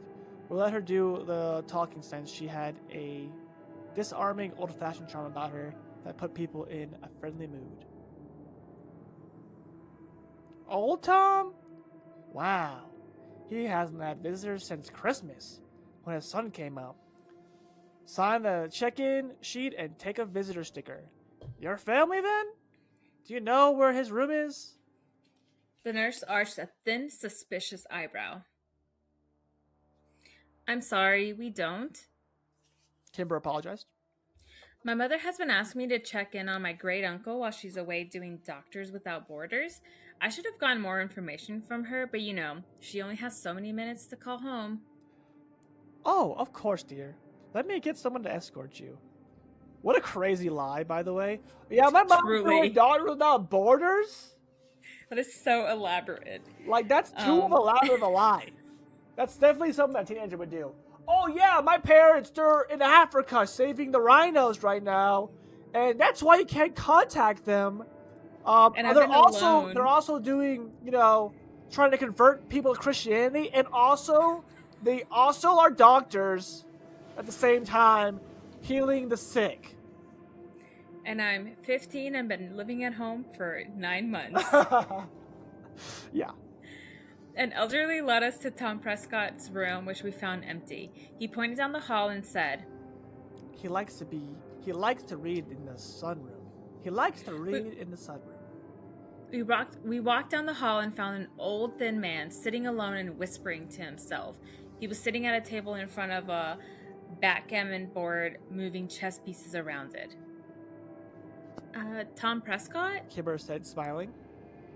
He didn't look up, and I wondered if he'd heard her at all. Kimber took a deep breath to try again, but the old man suddenly slammed his fist on the table. I'm him, goddammit! I'm Mr. Thomas Prescott. Don't call me Tom. People's kids used to have more respect. I'm sorry, sir. Kimber said gently as she sat down in the chair opposite him. You kids have no respect. Don't even know who I am. Oh, you kids have no respect. Do you even know who I am? It's my sons that's done it. That boy's mama should have whipped him, but she was soft, and now he's turning. She was soft, and now he's running around my town, spreading his vulgarity and disrespect. Our apologies, Mr. Prescott. We never meant to be disrespectful. We greatly admire you. You're the man who built our town into what it is today. Everyone remembers that. Drisling was suffering and the town was dying, and then you fixed it. We know that, I did what I had to do. the old man grumbled. It was my town. It still is. Who are you, little girl? Come here and suggest otherwise. No, that's not what I said. Kimber changed tactics. And as for who we are, we're Mira McClaskey's kids. Do you remember the McClaskeys? Huh? You're Ada's granddaughter? That explains why you're not here. Huh. You're Ada's granddaughter? That explains why you're not there. We exchanged puzzled looks. We're right here, Mr. Prescott. Oh, that's you, We're right here, Mr. Prescott. Kimber said. You know what? I meant, young lady. They all know. They all know I rescued the town. That's my town. Of course, they were going to let me do anything I wanted as long as the money kept coming in. That's why it's my town. Is the money still coming in? Kimber tested.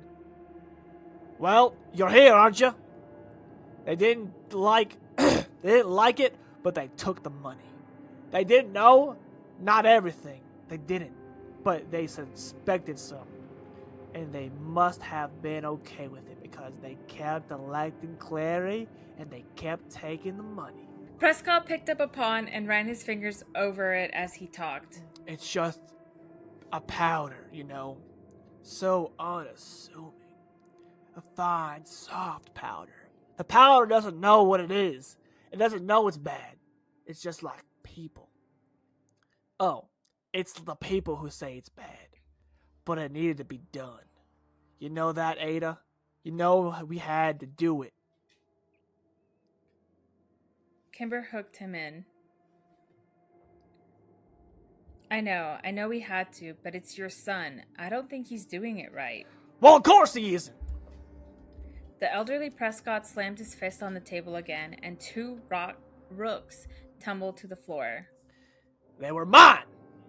He took them from me. He thought he could do it better. But he took mine, and he ruined my legacy. Decades of work, and now it's all run by the powder. It's the dust of the crumbled empire. What about the skin men? I asked, caught up in the moment. What are you talking about, boy? And the treehouse, the triple tree. What is it? What is it for? Triple tree? I didn't authorize that. We paid the triple the price, but it was only for a short while, when things were slow. We certainly never changed triple. That's bad business. Oh, sorry. Sorry, hold on. When things were slow, we certainly never charged triple. That's bad business. Where is Bert? Has my idiot boy been telling you that? Did he offer you triple for them? He's running my town, isn't he? God damn it, Jimmy. You get him here, Ada. You get my boy on the phone. You tell Jimmy I want to talk to him. You tell him they're still mine. Ada, you get Jimmy on the phone. Kimber jumped up and Cal pushed her behind him as the old man rose to his feet, tall and imposing. We were backing toward the door when the orderly came in with a disapproving look on his face and shooed us out. Long after we'd made it into the lobby, we could still hear Tom Prescott yelling for his son. The ride home was quiet. Get Jimmy! The ride home was quiet, and I spent it trying to fit the pieces of the puzzle together. The skin man, the triple tree, the shiny gentleman, the powder. These things to have been pulled blindly from the ether, random and meaningless. The veil over my eyes was thick and heavy, but I was closer to Borrasca than I'd ever been before. I could feel it all around me, but I couldn't see it. I could almost touch it, but I couldn't yet comprehend it.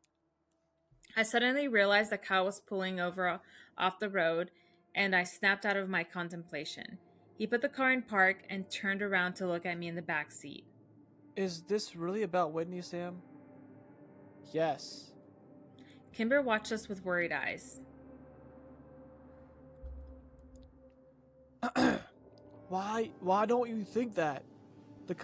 Why do you think that the cops, I mean, even your father confirmed that Whitney ran away? I don't believe them. I said through clenched teeth.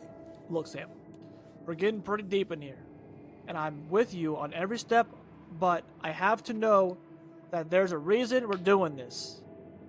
And pulling Kimber into, I have to know this is important to you for the right reasons, and not just as obsession.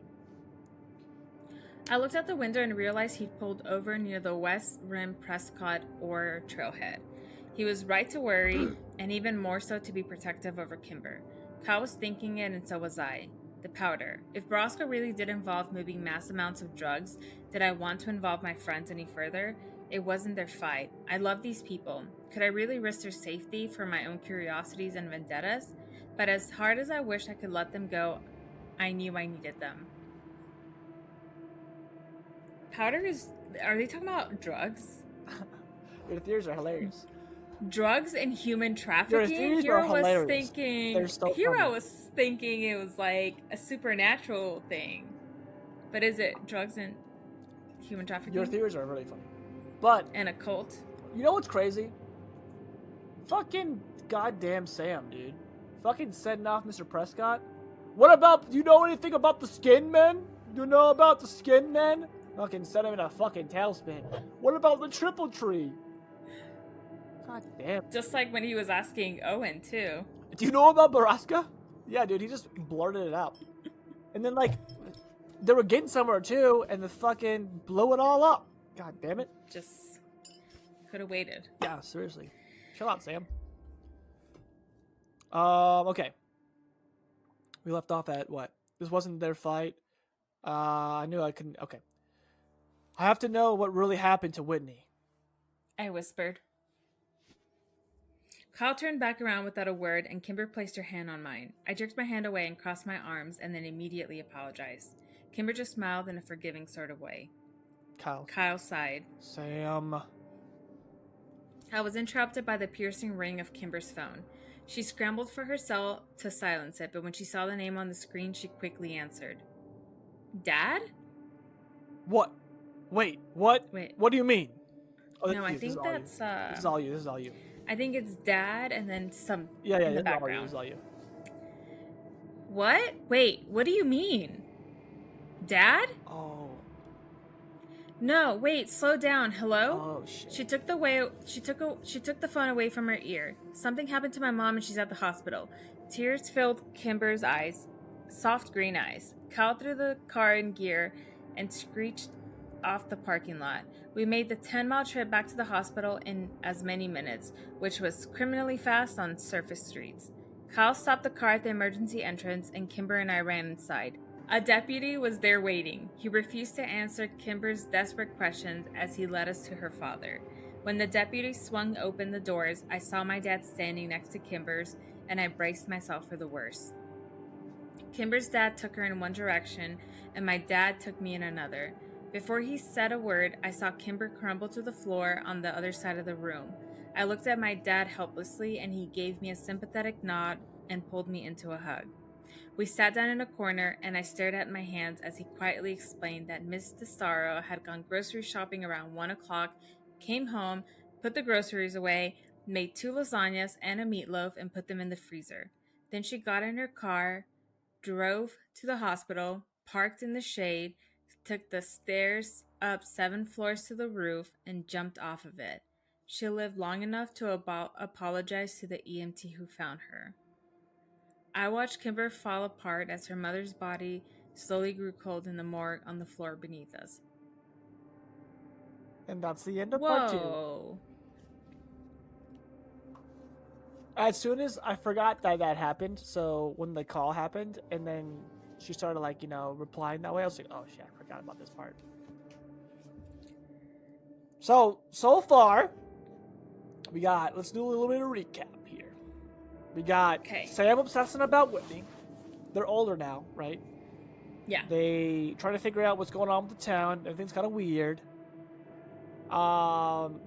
Prescott's talking about some fucking crazy shit. We got someone called the Shiny Gentleman. We still have the Skin Man, Borrasca. Mira and Owen's, the whole Owen thing, talking about Mira and like the whole fidelity thing. And Owen telling him to leave the store. Jimmy and the sheriff. So there's a lot of pieces right now. And the mom, right? Is she part of it? Well, she's dead, so kind of. I mean, she had to have been part of it. So we got a lot of things going on. What do you think so far? What you got? What you think? This is what I have. Okay, go ahead, hit me. It's kind of changed a little bit. All right. Because when it first started, we were talking about the triple tree, and like all the kids go there, they sign their name. You have to do this chanting thing, or they're gonna come and get you or disappear or some shit. I think that was like an old myth legend, but had to do with like kids disappearing because like the woods would steal them. And I think I was thinking of like maybe like cryptics, I can't remember what they're called.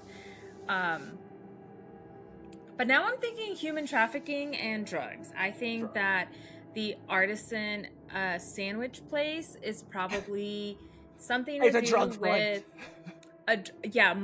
money laundering, drug front. Yeah. There's nobody there. Okay. And it's been there, and it doesn't close. They don't want people advertising it. Well, Jimmy the yellow-eyed freak doesn't want the sandwich shop being advertised, and Mira's freaking out.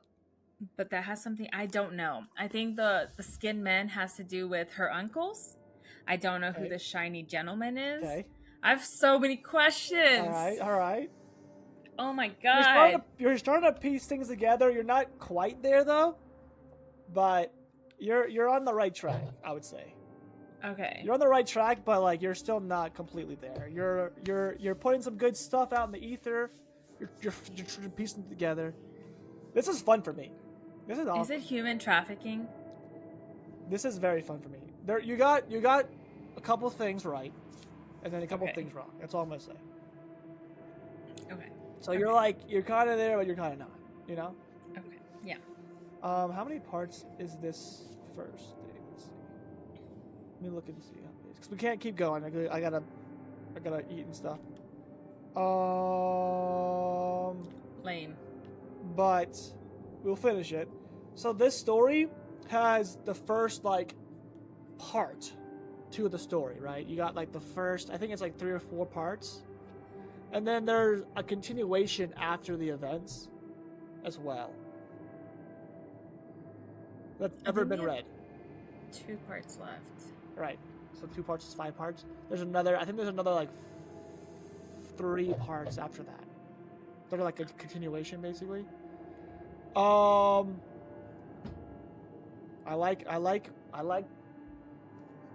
I rereading this, I'm starting to really remember. I'm like, oh shit. Because now I'm catching things I didn't catch before. I was like, oh shit. Spicy. You're going to be... I just can't wait for your reaction, honestly. I'm really excited. Yes. All right. Part 3 of Borrasca. We read the first 2. We're recording this on different days. If you haven't noticed, I look a little bit different. Maybe not. Who knows? I wear the same hoodie usually. But part 1 and 2, phenomenal. I've read the story before, but Andrea's got some theories. Some of them, she's on the right track.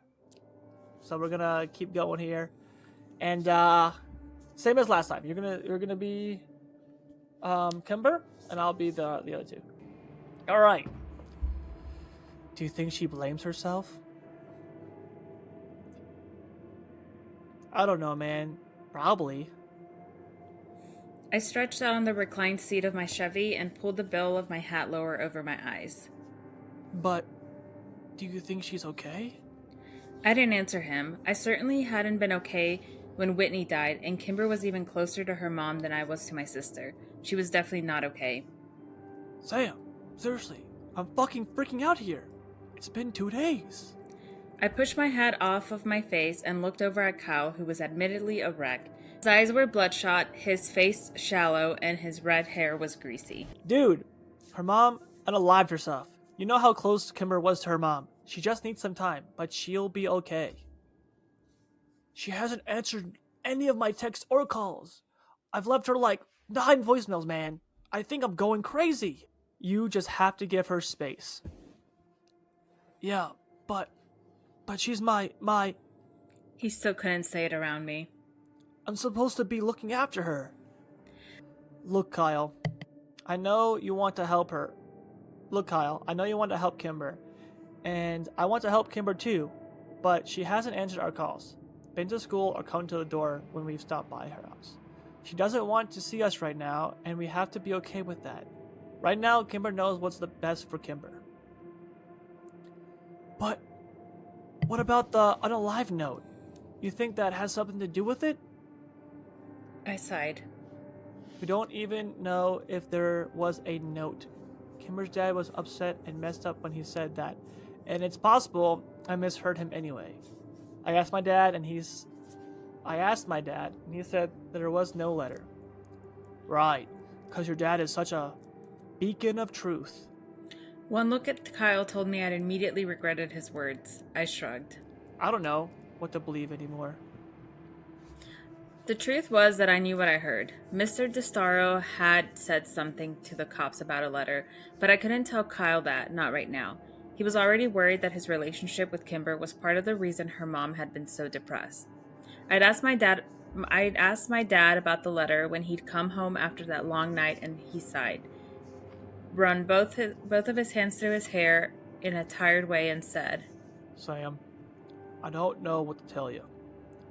Annie Destero didn't leave a unalive note, and this is the first I've heard of it. With our best friend in mourning and our investigation on hold, Kyle and I had been existing in a sort of suspended state. We went to school intermittently, skipping class here and there, missing end-of-year tests, and smoking more weed than either of us could afford.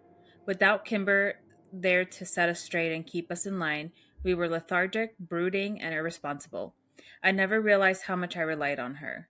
Kyle and I skipped the last 2 periods of the day and debated on whether we should even go to school tomorrow, which was the last day of our sophomore year. We finally decided to show up for second period, which I was glad we did because Kimber showed up in biology. I didn't even see her at first. I had my head down on my desk, resting my folded arms when I felt a meek hand pat my shoulder. I turned around to see her standing there, looking unsure and uncomfortable. I gave her a half smile and pulled her into a hug, but it wasn't a super comforting, not at all awkward hug. It was a longer, weaker hug, and I felt so protective in it that I was sad when it was over. How are you doing, Kay? I asked her when she finally released me.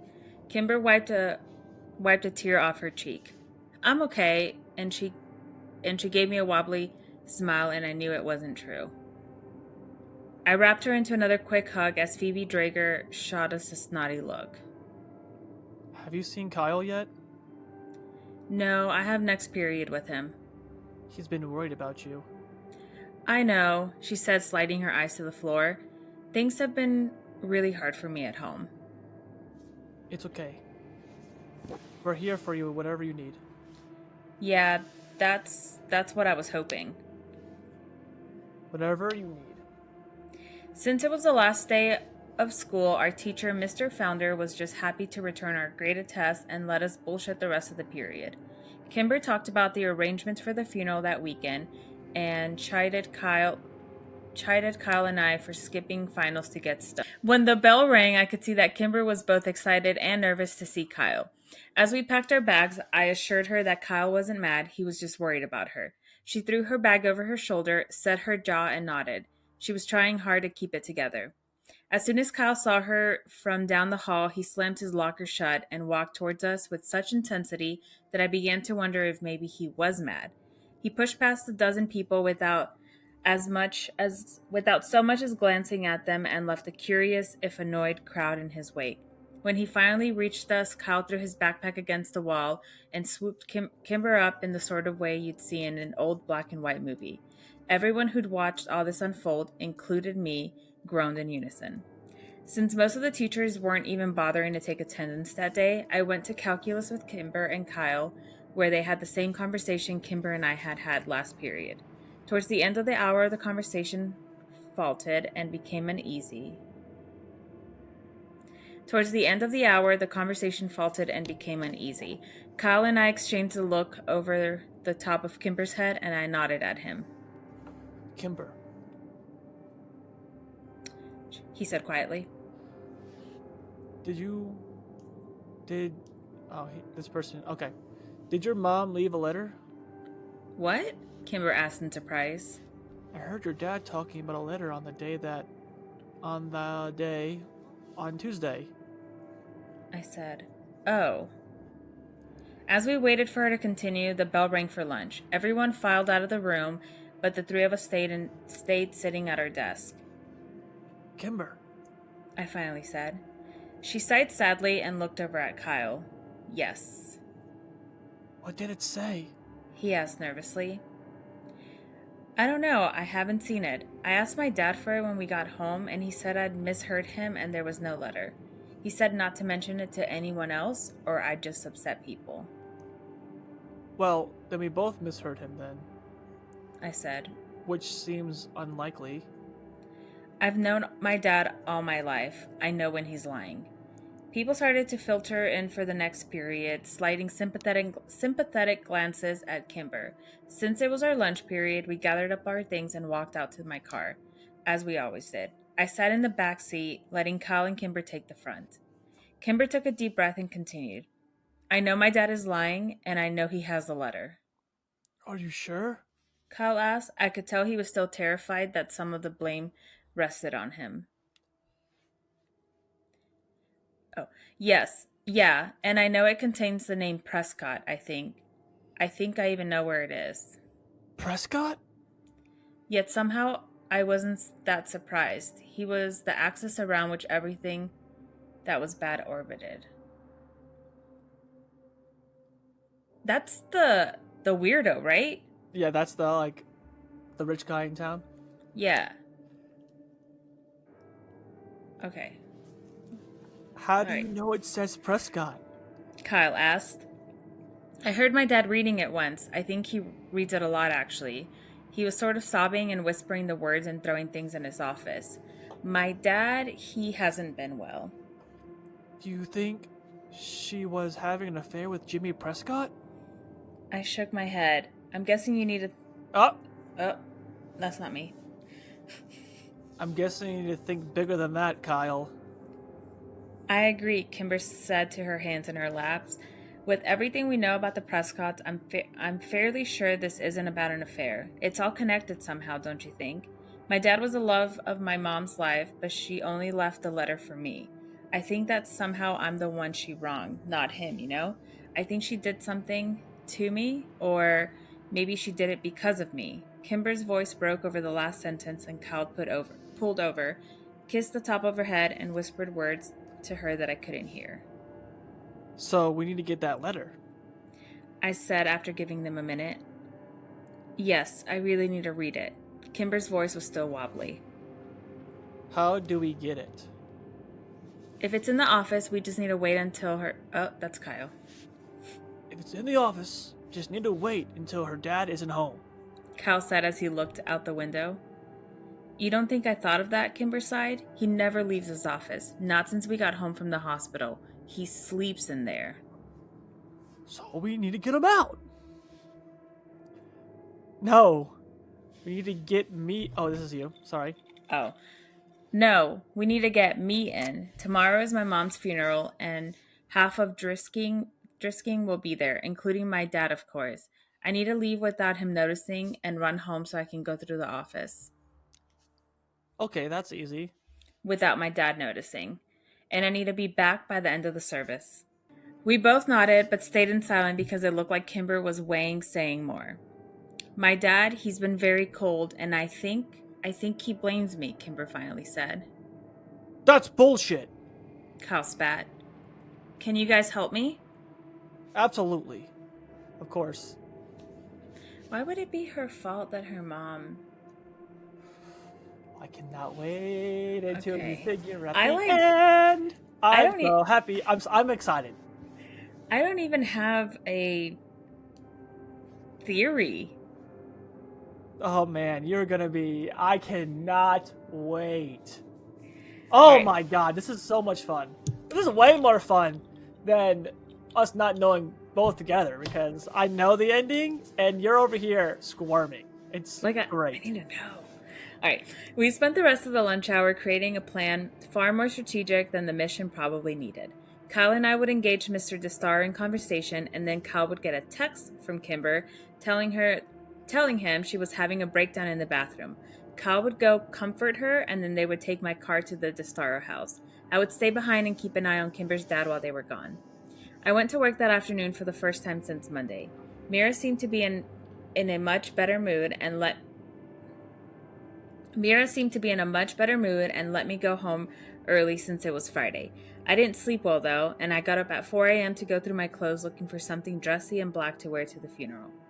My dad came in before he left for work and found his disheveled, panicked teenage son looking helplessly through piles of black clothing. He smiled pityingly and led me to his own closet. Since my dad and I had not only the same face, but the same build as well, finding something suitable to wear was easy. I thanked him and he asked me to apologize to Kimber for having to work through the service and that he sends his love. Desidero's funeral was at an Episcopalian church on the other side of town. I picked Kyle up at 9 and saw he was also wearing a suit of his dad's, though he didn't fit it nearly as well, and he was constantly pulling at the sleeves and readjusting the waistline. Unfortunately for Kyle, he was much smaller than his dad. He parked as far away from the church as possible, where we hoped no one noticed a car leaving. It's prevalent. You're not religious. I can't say it. Yep. When we went inside the church, we saw that Kimber wouldn't have much to do acting to convince people she was having a breakdown. We found her at the back of the room, tucked into a chair, and a puddle of curly orange hair and tears. Cal sat down next to her and pulled her into a hug. Jesus, Kimber, what's wrong? I kicked his foot and shot him a look that said, "Really?" Cal bit his lip. I mean, fuck. "There's no one here," Kimber whispered against my chest.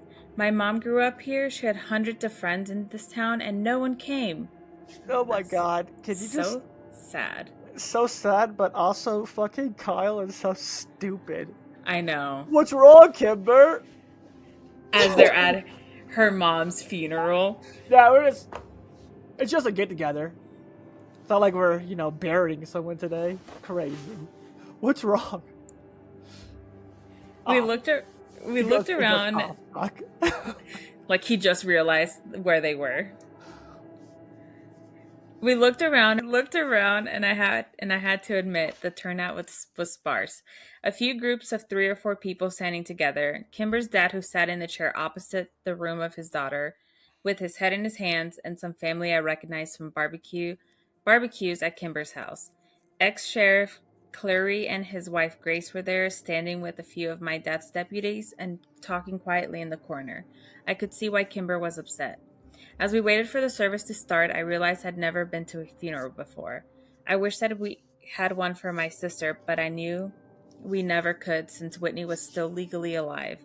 It made me sad to think that she would never be laid to rest.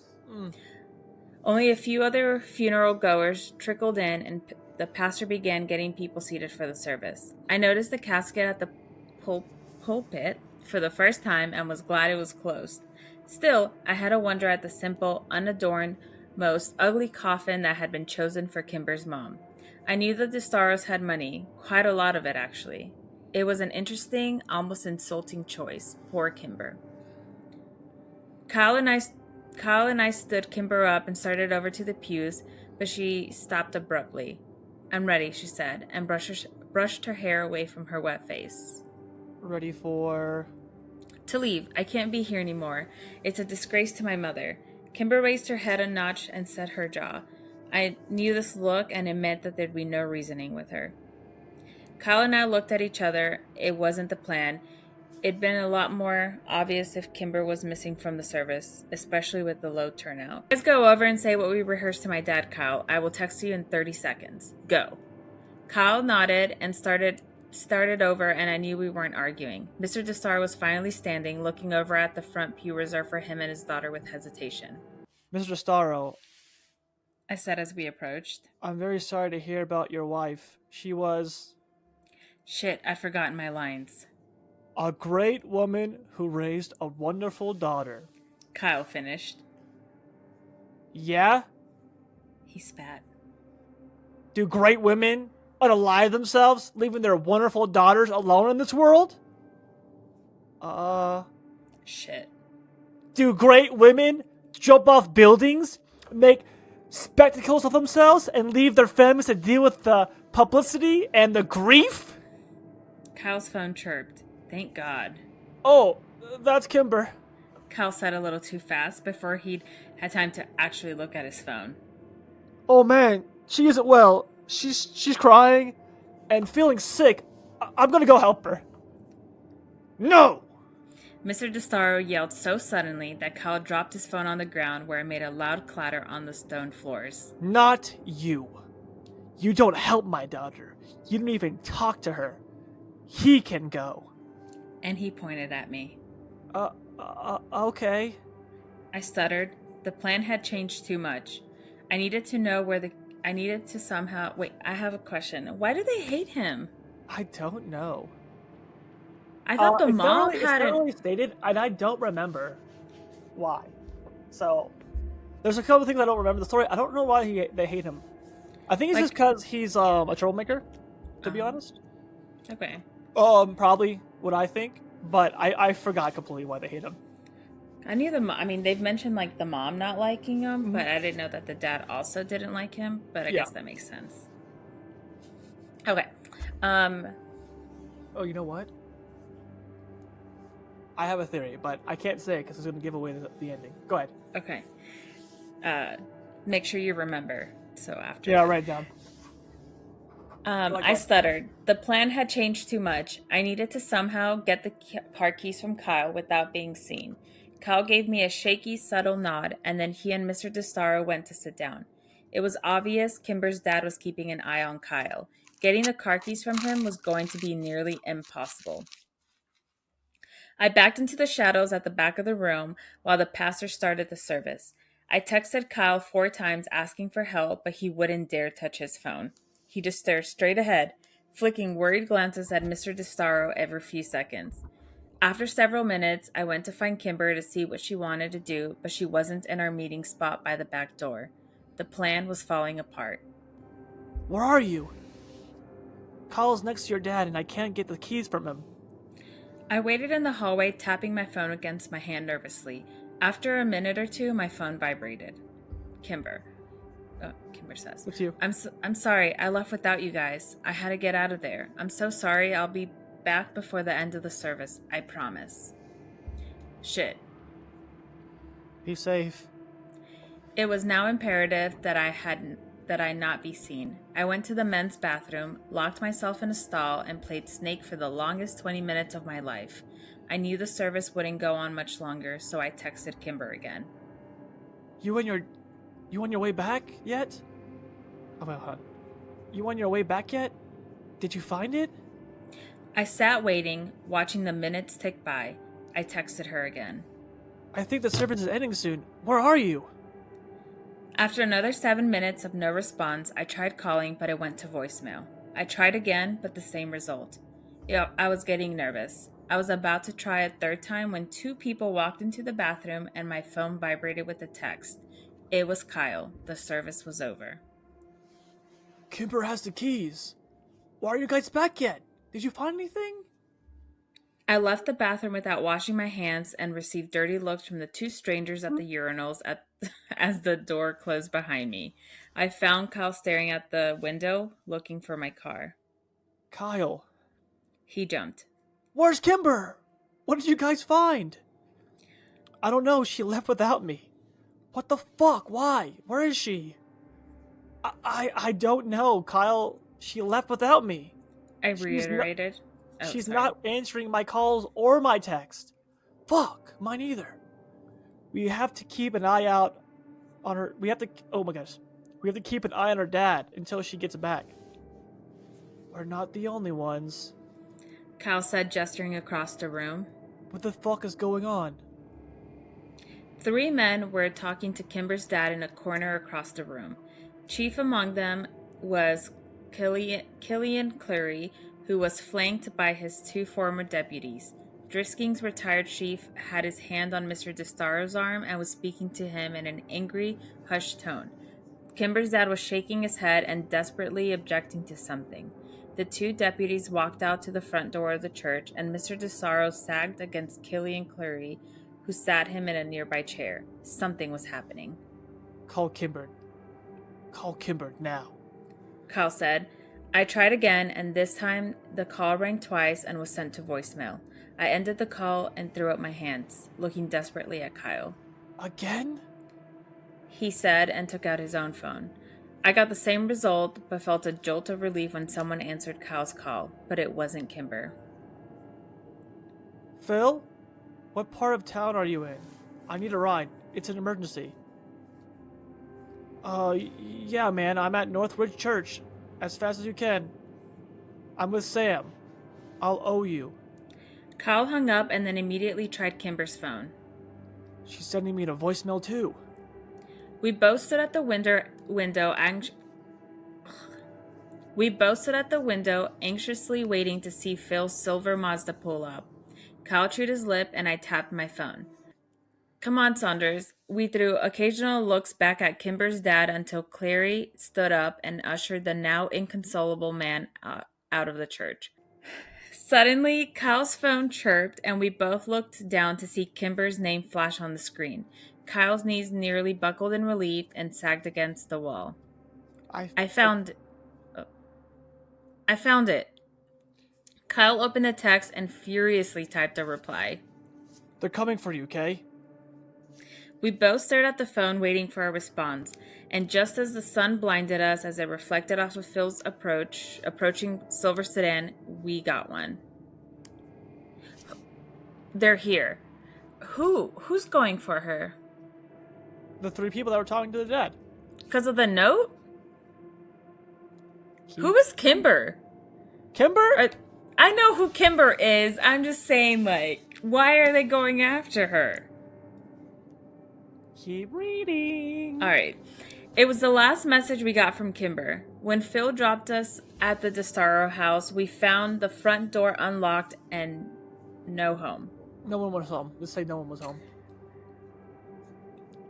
When Phil dropped us off at the DeStaro house, we found the front door unlocked and no one was home. My car was sitting in the driveway, unlocked with the keys in the ignition. Kyle and I drove back to the church, but the funeral was over and the few people that had attended it were already gone. We drove back to Kimber's house again, but it was just as we left it and no one was home. Kyle had lost it by this time and was an absolute wreck.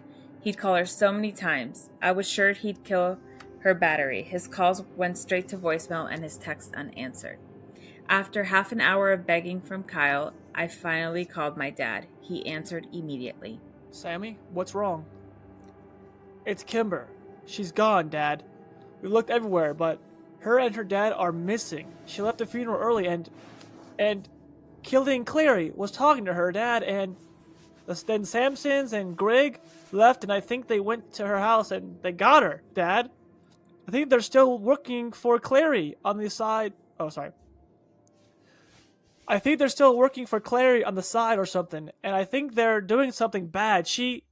Whoa. Slow down. Come by the station and let's talk. I'll take a statement from you boys, and I'll send a couple officers over to investigate the house. Right now, just calm down, Sam. We'll handle this. I hung up and threw my car violently into reverse, jerking the wheel to the left as I hit the end of the driveway. Sam. How are we Sam, how do we know we can trust the cops? I'm not trusting the cops. I'm trusting my dad. I said, my words sounding hopeless even to me. I turned into the sheriff's office, and Kyle was out of the car as soon as I slowed down enough to park. By the time I got inside, my dad had Kyle by the shoulders and was nodding solemnly at everything Kyle was telling him. When my dad saw me, he motioned for an officer to take us to his office. After a few minutes, he came in and sat down across the desk from us. All right, boys. I'm off. I'm going to have Officer Ramirez come in a few minutes and take a statement from you both. I want you to know that at this point in time, it looks like the Gisaros left town voluntarily. No. No way, Mr. Walker. Kimber wouldn't leave. My dad held up his hand for silence. Let me rephrase. Jacob Gistaro left town voluntarily. Kimber is a minor and has no legal rights here. If her dad said they're leaving, then they're leaving. But she's not answering her phone, and we went to that house, Dad. Nothing was packed. Maybe they're just getting away for a while. Maybe going to a relative's. I can't theorize to why she wouldn't answer her phone. Other than maybe she wants to be left alone for a while. Kyle was exasperated. But, look, I know it's hard for you two to understand that, but losing a family member takes a toll on a person. Sam, you know that. We don't know how people are going to grieve, and we don't have a right to. I think it's very likely that Cameron will be back by the fall for school. The fall? Sheriff Walker, that's 2 months away. You need to investigate now. Kyle, I know you're upset. Kyle, I know you're upset. And no one said we're not going to investigate thoroughly. Like you investigated Whitney's disappearance thoroughly? I spat, and I didn't regret the words. Sam! He snapped with more force than I'd ever seen him use. I am tired of listening to you insinuate that I didn't do anything I could to find Whitney. I love your sister more than you could imagine. She's my daughter, Sammy, and I will never give her up. And what about the deputies that left the funeral to go after her? Kyle interrupted. My dad raised an eyebrow at me. Samson and Greg? I ground out through clenched teeth. Oh, he sorry. sighed. I read it wrong. Samson and Greg? I ground out through clenched teeth. He sighed. Boys, Samson and Greg left the funeral because I sent them out on a call. I stood up violently, knocking over my chair in the process. Oh, come on, Dad. All right, that's enough. The sheriff slammed his hand on the desk and stood up. I told you I would tell you what I know, and I have. I understand your friend is important to you, and god damn it, the Destaros are friends of mine. 2, I promise that I will use the full extent of my resources to track them down, and put your minds at ease. But until then, I call the shot. God damn it. Hold on. And put your minds at ease. Until then, I can offer you is the assurance that there's no sign of foul play at this time. You boys need to get off the ramp path. Sorry. You boys need to get off the warpath and let us handle this. Now, Ramirez is waiting in the hall to take your statements. And then both of you are going home. Understood? I said nothing and glared at my dad, seething with rage. Cal stood up and walked out of the room with no emotion whatsoever. He walked past Ramirez, and I followed him out to the car. We got in, and I waited for Kyle to say something. I heard a loud sniffle and looked over at him to see his face slick with tears. It was the first time I'd ever seen Kyle, but not the last. He's lying. He's lying. He whispered. I just shook my head. I didn't know what to believe. Kyle turned his face away from me. I know he's lying. Something bad has happened, and he's lying about it. What? What happened? I heard more sniffling as Kyle tried to collect himself. Dude, fucking talk to me. What do you think happened? Kimber's gone. Like all the others. So she's at the place where bad things happen. Alright, I punched the steering wheel. How the fuck had this happened? Not Kimber, please not Kimber. Was all of this because of me? Had her mother killed herself because of something I'd done? Something found out? Was Kimber taken because of me? I thought for 1 minute that was true. I knew I would crack into tiny pieces. Why is Sam saying something that he did? What did he do? Asking about Borrasca all the time. Hmm. Just like Okay. being, how he pulled Kimber into like the whole, like she was supposed to take care of her mom, then like she pulled, they had her come to the retirement home, and she was with her mom, and her mom, did that, and so he's just kind of like, it's just what kids do when they don't understand that it's not their fault. Gotcha. Okay. All right. No, not Kimber. No. Yes, Sam. Fucking think about it. Kyle yelled at me. It's the treehouse. It's all the same. Borrasca, the Skinman, the Triple Tree, your sister, the mountain. It's all the fucking same. It's the Prescott Empire, and now Kimber has been fucking consumed by it. Where do we go? I could feel the warm tears of my own desperation and hopelessness sliding down my cheeks. What do we do? What do we fucking do? Kyle threw his hands up in frustration. We have to go to the Ambercot, right?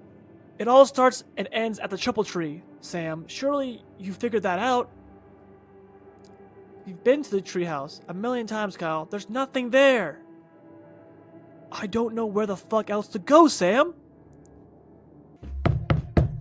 Yeah. I jumped as someone tapped on the window of the car and wiped the tears off my face. I rolled down the windows as Officer Greg leaned down and looked in the car.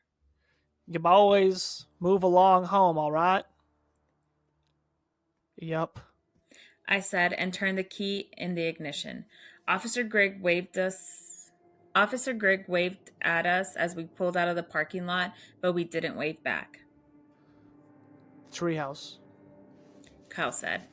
We drove in silence, both of us trying desperately to get a hold of ourselves. If we were going to be of any help to Kimber, we needed to be calm enough to think logically.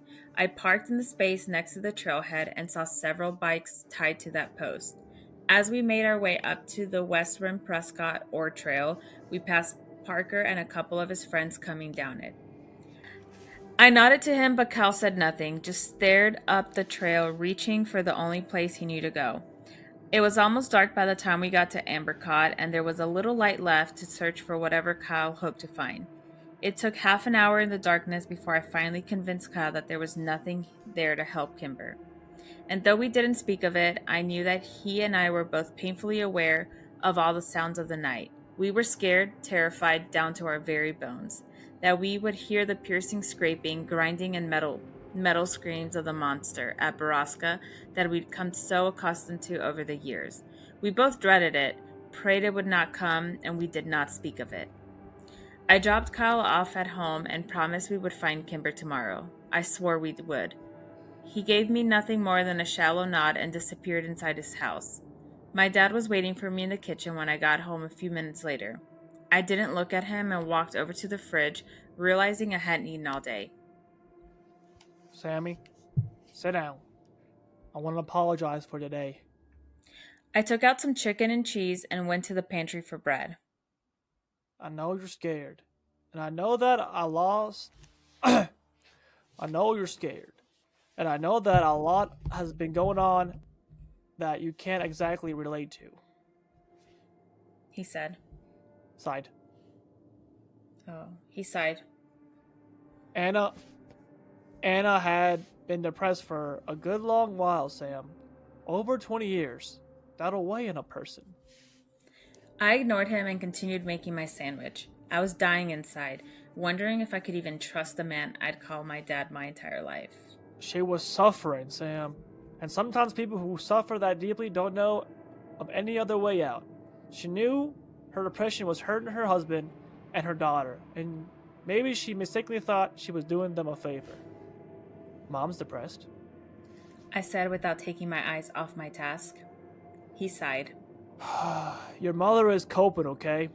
And this was very different, Sam. Kimber's mom has been depressed since she was in her 20s. Early in her marriage, Anna suffered multiple miscarriages, infidelity, can be very hard on some couples, and not even Kimber's birth could totally erase her pain. Dad, with all due respect, I'm tired and I'm going to bed. Cal and I are getting up early to look for Kimber. I threw the knife in the sink with the loud clang and turned to look at my dad for the first time. Please tell me you're still trying to find Kimber.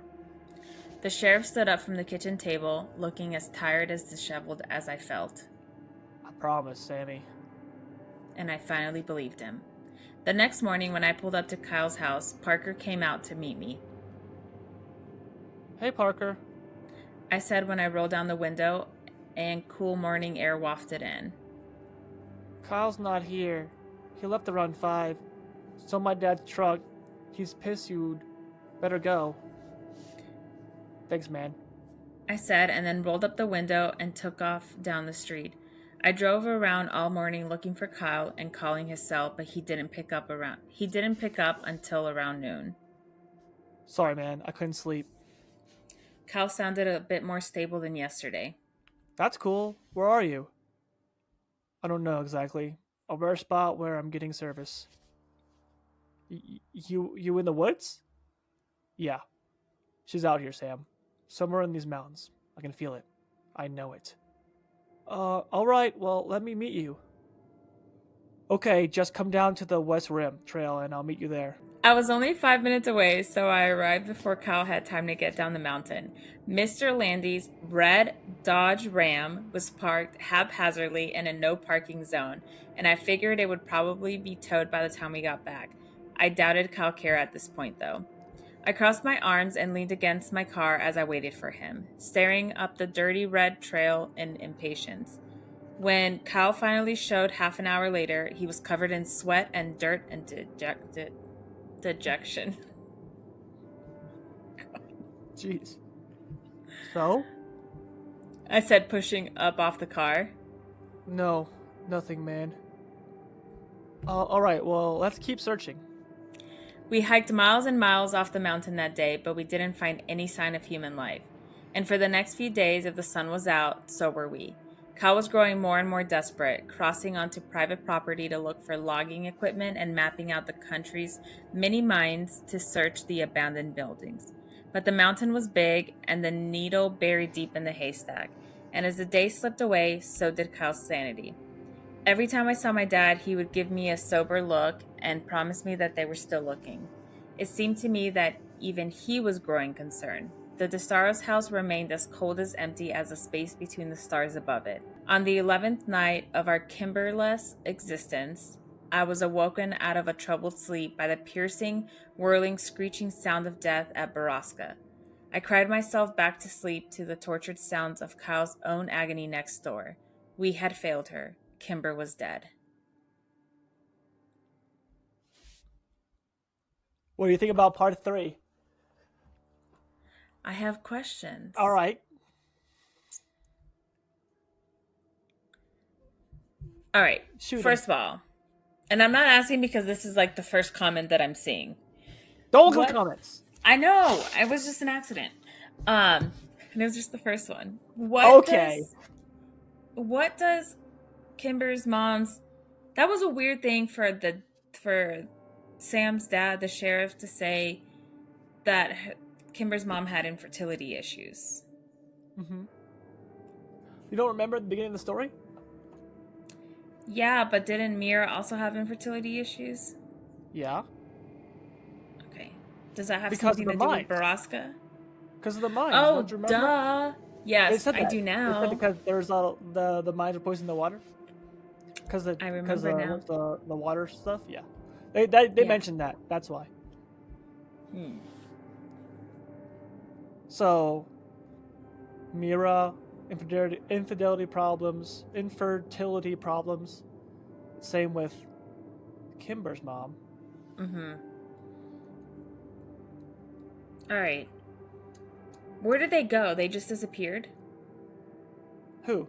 Is everybody in this town, like, up to no good? Why is the dad not that concerned? The cop, right? Yeah. You're asking a lot of good questions. You're on the right track. These are good questions they're asking. Starting to put things together. I feel like, I don't know, there's something fishy going on. What do you think? What do you think so far? Like, what do you think is going on? I don't know. I think there's something weird with the town. I think the Prescott dude is like, I don't know, maybe he's a cult leader. I don't know. There's so many different pieces to it, you know? I just don't know how they all. Well, this next part's short, and it's the wrap up of the first part of Borrasca, right? So Borrasca's broken up into two parts. The first Okay. half, which we're reading, and then the second half is like a longer edition, which ended up becoming a published book, and that's about 6 hours of reading. It's really long, but this is like the wrap up of like this storyline. Okay. Okay. Am I going to get answers? Oh, you're gonna get all the answers. Oh, okay. Like Yeah, you're gonna get this all the in answers. this wrap up? Oh yeah, this part you're gonna get all the answers, and this is. Remember this. Remember this, audience. Remember how to react to this, because it's gonna be crazy. I bet you some people who are watching this have seen it too before. Okay, I'm ready. Let's go. All right. I'm ready. Okay. When I pulled up to his house the next morning, I could tell Kyle had cracked. He had, Just He say has his. Just say his. his skin had taken on a yellowed color, and his voice was flat and void of emotion. It's not over yet, Kyle. I said as he dropped into the seat next to me. Yes, it is, Sam. He all but whispered. No, I don't believe that. Kimmer's dad is missing too. You know, maybe it was him instead. Maybe it was him instead. That was. I couldn't bring myself to say it. We're living in hell. Drisking, it's hell. And our own reality. It's hell in our own reality. I couldn't disagree. The town I'd grown to love seemed so foreign to me now. Whitney hadn't been an outlier like I'd thought. Missing people were the norm here. And that would make Jimmy Prescott the king. He's Satan himself. As soon as the words were out of my mouth, Cal punched the car door, awakening from his dead state and rageful vigor. I'll fucking kill Jimmy Prescott. Where's that motherfucker? You know he's involved in all this, Sam. You know. Maybe partially. I said, staring out the window. His dad created the town that bred the shit, but I'm pretty sure the Prescotts are just running drugs, you know? The powder? Yeah. And so what? He's recruiting people to be drug mules or something? Maybe. I agreed for Cal's sake, though I didn't really believe it. The sound the great beast machine of Borrasca gave off the distinct stench of death. And though I knew that physically that was impossible, it didn't change my mind about it. The air smelled different after the metallic wailing ended. Is it a monster? Possibly. Okay. What We drove over. What do you consider a monster? I mean, I don't know. I don't know. Okay, I don't know. Okay. We drove over to the 4th Street Gourmet Coffee and Bakery and went in to buy our usual provisions of rock stars and monsters. As I paid for the 4 packs of cans, I saw Mira waiting on coffee at the end of the bar. I could tell immediately that she was in a good mood, something that I hadn't seen much of since I started working for her. It was probably a good time to tell her I was calling out of work for my 5th day in a row. Hi, Mira. I muttered when I approached. I can't come in today. I've got some really important... Sam! Oh my gosh! How are you? Okay. I stuttered. Don't worry about calling in. I'll hold down the fort, and I'm sure I can call Emmeline if I need help. But really, Sam, what have you been up to lately? What's so important? My mind blanked. Just as I started to stutter out some bullshit about helping my dad, Kyle appeared behind me. We're trying to find Borrasca, he said with all the gravities of an eulogy. Ah, Yes, Owen told me you'd ask about that. You know, that's just a story. Sam, that legend has been around since I was a kid. Yeah, well, we're looking for our missing friend, Kimber. We think maybe she's there. Sorry, I trolled off lamely. Oh, really? I thought I heard the Desteros were staying with relatives in Maine over the summer. Oh well, anyway, good luck, boys! Thanks. Kyle's voice was sour, and I knew his patience was thin. When we got back into the car, we each popped open a can of Rockstar and started chugging. I knew better than to ask Kyle if he wanted to smoke, since I was sure he hadn't lit a bowl since before Kimber disappeared. He finished the energy drink in under a minute and crumpled the can in his hand. I don't like your boss. He said, Mira? Why not? I don't know. She's just off. Well, I mean, she's been going through some things. I wasn't going to elaborate any further. Why were you talking to her husband about Borrasca anyway? I don't know. I was just making small talk and I thought he might know. He seemed to know about a lot other things. And did he know? Nah. I took a long gulp of the sour drink and then choked on it when I remembered something Owen had said. Well, actually, yeah. He said a Borrasca instead of. Well, actually, yeah. He said a Borrasca instead of just Borrasca. You know, like it's a thing instead of a place. Kyle lowered his rock star. And is it? Is it what? Is it a thing? I don't know. I've never heard of it. I've googled everything weird about this town, but nothing ever comes up. Did you spell it right? I don't know.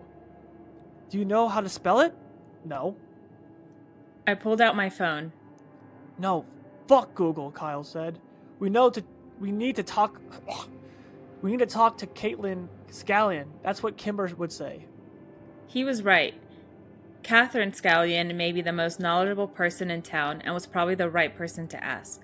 I pulled out of the 4th Street Cafe and prayed she was at her office already. When we parked in front of Drisking Arts and Antiques, I was disappointed to see that the store was dark. Kyle pointed to a small, cheap, open sign hanging in the corner of the office, and I crossed my fingers that it was for Catherine's office. I was relieved to find the door unlocked, and we hurried past all the antiquities and blown glass to the back of the store where we found an open door and Catherine sitting at her desk. Boys!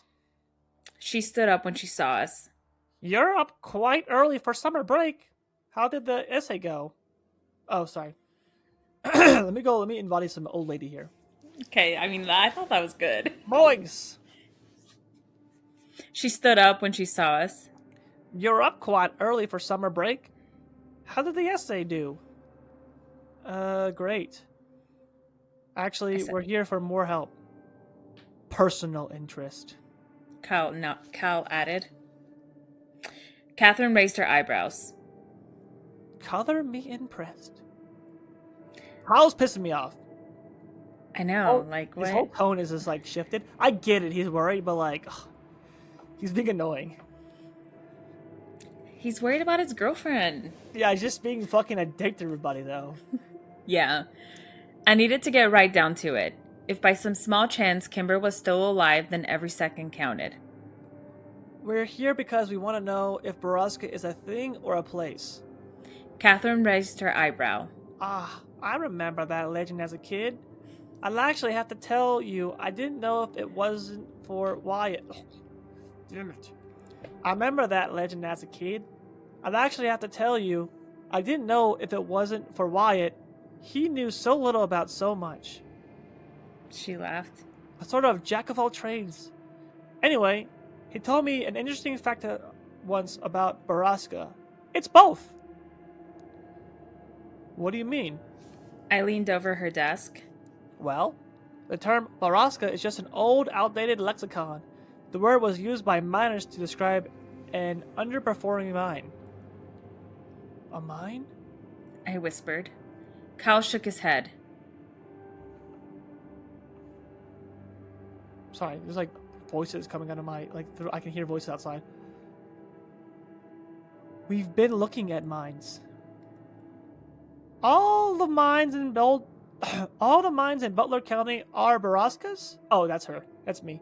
All the mines in Butler County are Borrasca? I asked. Well, generally, it's only the first mine in the system to run dry that is called a Borrasca. Do you know which mine ran dry first in our mining system? Oh, do you know what mine ran dry first in our mining system? Kyle asked from where he stood near the door, repeatedly clenching and unclenching his fist. Ah, not off the top of my head, no. I can look through. I think I have those records here somewhere. Catherine walked behind her desk and opened a drawer of loose files. This is an odd thing to be interested in for you boys. Yo, this is an odd thing to be interested in. This is an odd thing to be interested in for boys your age. But I guess I shouldn't be glad you two are so eager to learn, especially over the summer. Yes, ma'am. Very eager. Said Kyle. Is the Borrasca the first mine that ran out, so that by chance the same one those kids disappeared in? The McCaskies? Ah, no, I don't think so. That particular mine was the southwest mine and was very close to town. I think it was one of the last to close, actually. Ah, here we go. The package should have that information. Catherine spent far too long moving books around on the desk to make room for the stack of paper she had. Kyle and I paced around the room nervously, trying to appear casually interested, while the energy drink started coursing through our systems. Here we go. The first mine to close was a North Central mine, which was, yeah, actually one of the first to open. But where is it? Kyle walked over to the desk and braced his arms on it. Where is that mine? Catherine pulled over a stack of papers and started to fumble through it. After the longest minute of my life, she made an aha sound and pulled out a large yellowed piece of paper that had been folded into a standard A4 size. She unfolded it on the desk and leaned over to read the markings. I could see from where I was standing near the doorway that it was a map, and I knew we weren't leaving this office without it. Let me start that over.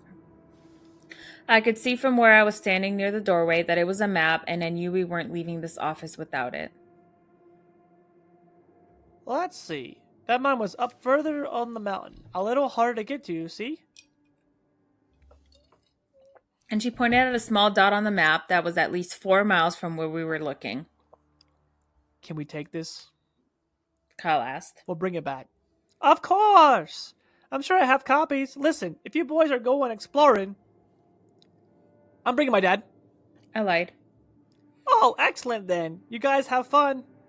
She yelled at us as we rushed out of the building. We didn't stop to answer her. Fun was far from our minds. It's so far from where we've been looking. Kyle stuttered. We need to go there now, and we need to get a gun. A gun?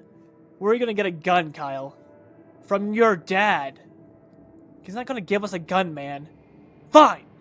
Let's scout the place first, and then we'll come back with a gun. That didn't seem like a good idea to me either, but what choice did we have? After studying the map for several minutes, we realized the easiest way to access the mine was still through the West Rim Prescott Ore Trail.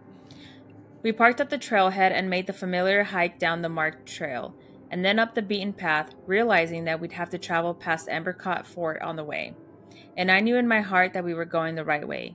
We were walking the same path that so many people before us had on their way to Borrasca. But what had they found there?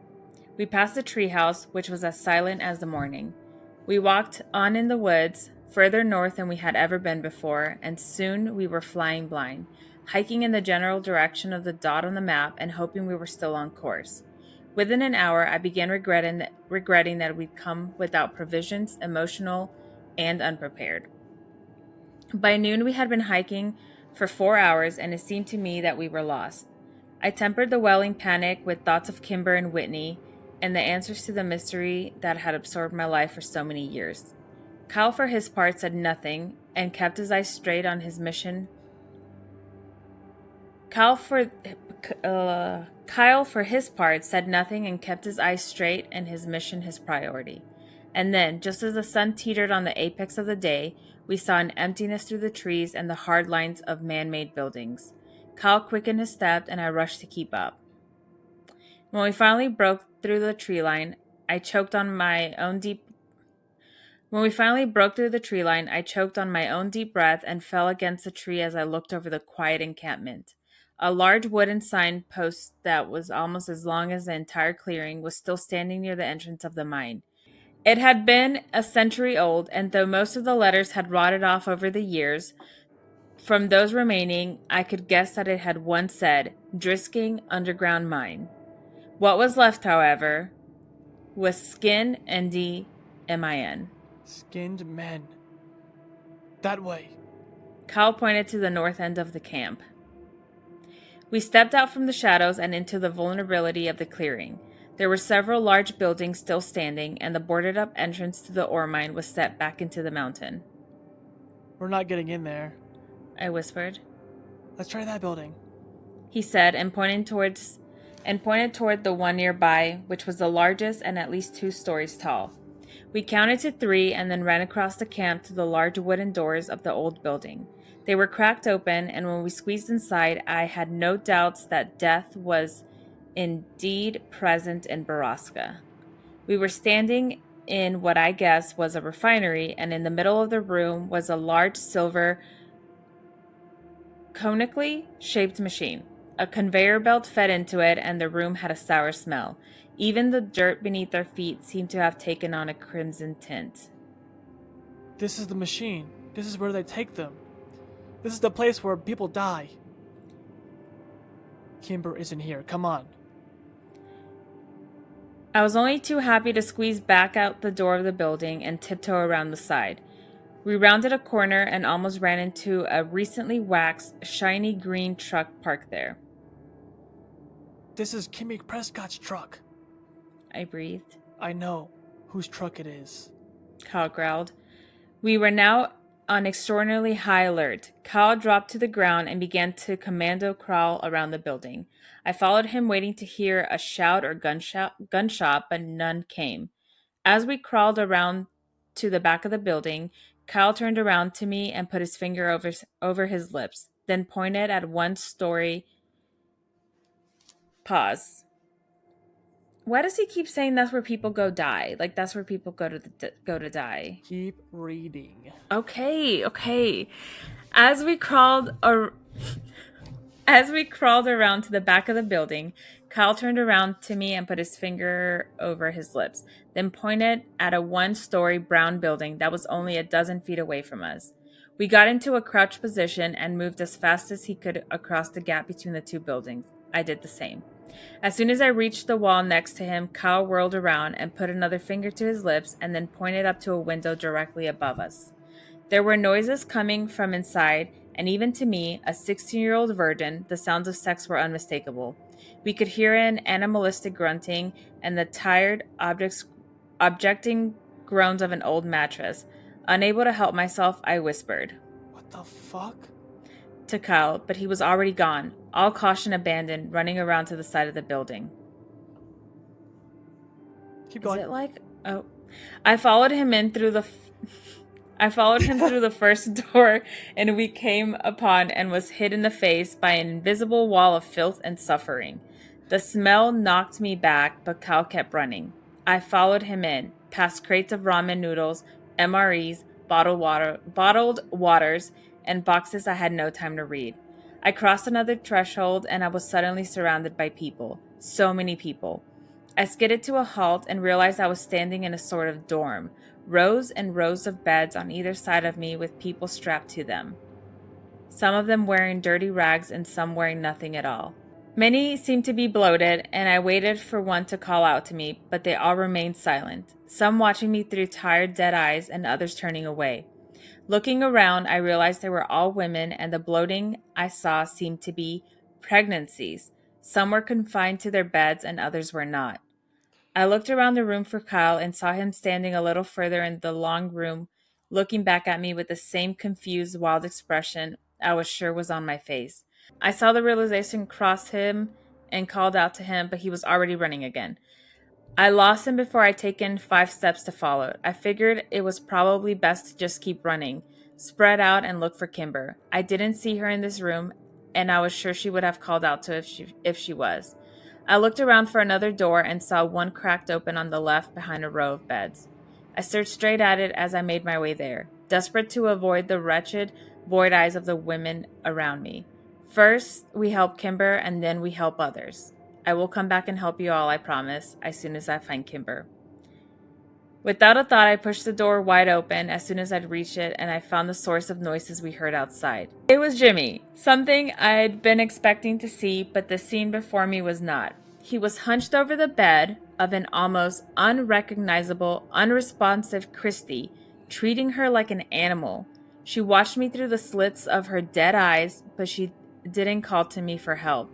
I thought I saw a tear run down her cheek before she turned her face away from me to face the wall on the other side. What the fuck? I didn't even realize the words were audible. I had never seen this depth of human suffering. Pause. You remember when Christy went to college with her boyfriend? You remember reading that in like the first part or second part? It's like, I think it's either Phil's or Ted's sister Yes. who ran off with her boyfriend to college. Yeah. That's her. Oh my god. That's terrible. Yeah, this is what I've been waiting for. It's a shock. All right. It takes a crazy turn. Like you thought all these different like theories. And Yeah. At one point you had like it, and then you went and you're like, never mind, and then you thought it was something different. Yeah, didn't I mention human trafficking? You're like, yeah, at the very beginning, but then you abandoned that and thought it was something different. Oh my god. Okay. Jimmy's head snapped around to look at me and briefly registered surprise before he smiled at me in a way that turned my insides to ice. He didn't stop what he was doing, and I wanted nothing more than to run over and push him off of Christy, but to my utter shame, I couldn't force myself to come any further into the room. Sam! Oh, sorry. Sam! Sam! Kyle's voice echoed through the building and immediately cured me of my paralysis. I found myself running back into the miners' dorm and away from Jimmy Prescott and Christy. Kyle! Back here, hurry up, please! I fucking found Kimber! I followed his voice through the maze of beds and rooms as a Catastrophe. cacophony? Is that how you say that? I followed his Throwing in big words for no reason. I followed his voice through the maze of beds and rooms as a cacophony of voices began to follow me. Help us, please. There were maybe only a handful of girls yelling at me, but it sounded thunderously loud as it filtered through my guilt. The weight of their misery dropped down upon me, and it almost pushed me into the ground. I will. I'll get help. I'll help you. I promised them as I followed Kyle's voice, still screaming desperately from an adjacent room. I sprinted across another threshold and saw him, hunched down near a corner bed, helplessly yanking on a leather strap attached to it. I slammed into the bed and fell to my knees, trying to work out what he was doing and how I could help him. I tried not to look at the bed because I knew I couldn't see her like that. I couldn't bear it. If Kimber looked at me through those same accusing empty eyes as Christy and the others, I might lay down on the ground beneath her and curl up into a ball. Go around the other side. Unbuckle the other two straps. Kyle had the high-pitched voice and wild, desperate look of madness. I ran around to the other side and did as he said with I ran around the other side and did as he said with shaking, awkward hands. Oh, boys. Jimmy's voice rang out from somewhere in the building. I had just freed Kimber's ankle and was working on her wrist. She whimpered when she heard him and buried her face in my shoulder. Do you think you're hiding? I know where to find you. I know right where I put that girl. I'll fucking kill you, Prescott, you sick cunt! I'll fucking stop all your bones and bleed you out, little motherfucker! Kyle had lost all reason and strategy. He was filled with rage inside of fear, and it scared me even more. I pulled Kimber's wrist from the final strap and yelled. Go now! We pulled Kimber off the bed and quickly realized that her legs could barely support her. She was heavily sedated and breathing weakly. We braced her on either side and moved as quickly as we could through the nearest doorway, away from Jimmy. We were in another dorm, though this one was filled with mostly empty beds. I could see sunlight shining through the door at the end of the long room, and we raced toward it as Kimber made little cries of pain. I didn't think my heart could break anymore, but I was wrong, because in the next moment, it did. I almost dropped Kimber when I saw her staring at me. Her eyes were hollow and uninvested, and when I turned toward her, she looked away immediately, as if she couldn't stand the sight of me. Whitney? I said weakly. Sam, let's fucking go! I can't. I turned toward him as tears ran down my hot cheeks, and Kyle saw her too. I can't stay. Kyle said, still moving towards the door. I have to get Kimber away from here, please! But he knew I wasn't going anywhere now. Good luck, bro. I said, and we were both running in different directions. Whitney's hair was long, but it was thin, as was her face. Everything on her looked brittle except for her stomach, which bubbled out from her like an overblown balloon. She refused to look at me and flinched at my touch as I desperately tried to unbuckle her from the bed. I hadn't even finished the first belt when I heard Jimmy walk up behind me.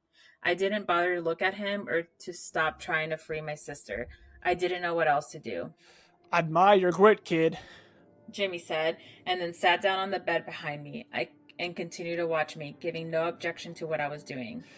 You probably think your friends got away, but there's no sense in false hope, is there? There's no sense in any of this. My voice sounded frail and it cracked over the last word. You're wrong about that. Jimmy sighed. But just so you know, I've got Clary out there looking for them already. People making a lot of noise coming down off this mountain. Trust me on that. Sheriff Clary? I was desperate to keep him talking, anything to keep him from trying to stop me. Oh yeah. You know, he was supposed to retire from the business, but unlike the previous sheriff, he kept a few horses in the race. Horses? Nothing made sense. Yep.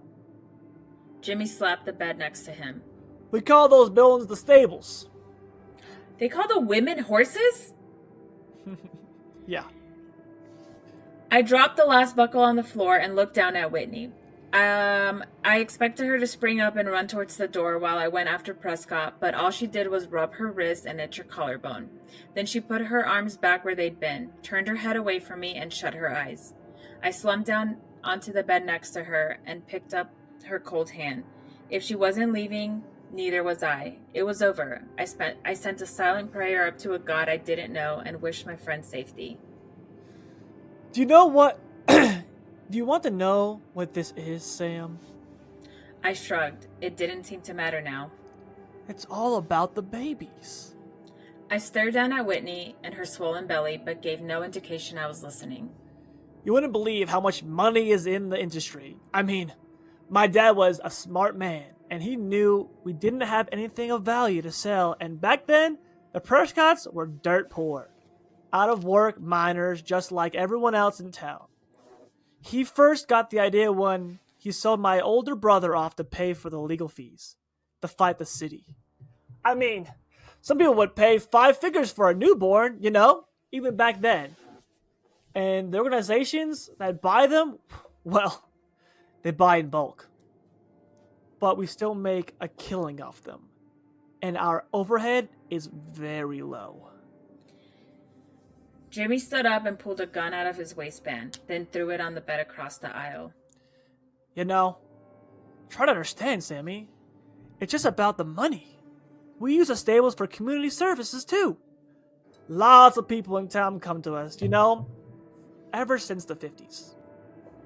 I couldn't take it anymore. I didn't want to be here listening to this. I didn't want to see Whitney so broken, and I didn't want to wait for inevitable death. It was torture in its purest form. What are you waiting for? Why don't you just kill me? This isn't a James Bond movie. I don't care about any of this shit. Jimmy laughed loudly as if it was the funniest thing he'd ever heard. Kill you? Christ, kid. If I could then, I'd already would have. but I'm not allowed to kill you. I've been trying to decide if I want to fuck your sister right in front of you, though. Oh, let me read that again. That was weird. I've been trying to decide... Kill you? Christ, kid. If I could, then I already would have... God damn it. Kill you? Christ, kid. If I could, then I'd already have. But I'm not allowed to kill you. I've been trying to decide if I want to fuck your sister right in front of you, though. She's not one of mine, but it might be worth it just to see your face. Just kill me and let her go. Fuck, I'll kill you myself. just kill me and let her go. Fuck, I'll kill myself if you let her go. I stood up from the bed, and Jimmy took 2 steps toward me and punched me so hard in the face that I fell back on it. I moaned as I fought the tears and stars behind my eyes. I can't let her go, you little fuck. She's got one of our community services babies in her. Grace says she's got another week to go. 2 tops. Jimmy looked down at Whitney and frowned. She's been putting out shit babies, though. And soon as this one's out, she's been putting out shit babies, though. And as soon as this one's out of her, she's got a date with a shiny gentleman. What the fuck does that even mean? I yelled at him, and a loud ring suddenly filled the room. Jimmy held up a finger and pulled a phone out of its pocket. I gotta take this business call. 2 minutes and we can get back to our conversation. Jimmy walked over to a corner of the room, and I desperately started to pull on Whitney. We gotta go, Whit. We can't stay here. She kept her eyes shut and her body lax. Whitney, they're gonna kill you. My head whipped toward the door as I heard a truck skid in the dirt just outside of it. Jimmy ended his phone call, and Killian Cleary walked in, pushing a limping, bloody Kyle in front of him. Lose something, Prescott? Where's the girl? Couldn't find her. God damn it, Clary, you fucked us. Go back out there and find that girl. Jimmy snatched his gun off the bed and shoved it in the back of his waistband. Now listen here, you little shit. Oh, this is Clary. Now listen here, you little shit. I ain't your fucking employee, and I don't have all day to play hide and seek in the woods. I'm telling you she wasn't with him, so I guess if you want to know where she is, you should get out of the... Oh, he's talking to Prescott. I'm telling you, she wasn't with him, so I guess if you want to know where she is, you should get it out of him. Clary threw Kyle down on the floor and spit near his feet. I gotta do your fucking job now? Jimmy walked over and without any hesitation kicked Kyle so hard in his ribs, I heard some of them snap inside his chest. I tried to stand up, but I was still a little dizzy. I tried to stand up, but I was still dizzy and fighting off the darkness. Where's your girlfriend, Landy? Prescott raised his boot and then stomped down hard on Kyle's ankle. He screamed in pain. I can do this all day, kid. Cleary sat down on a bed across the aisle and lit a cigarette, watching impassively. Jimmy pulled Kyle to his feet and then punched him hard in the face. A few of Kyle's teeth scattered across the floor. Tell me, you little cunt. Jimmy punched him again in the face and Kyle went limp. You're killing him! I screamed and jumped off the bed, running blindly toward Jimmy in a red rage. Clear stood up and caught me with no effort at all, holding my hands down at my sides. He laughed, a cigarette still tucked in the corner of his mouth as I struggled helplessly against his chest. He says.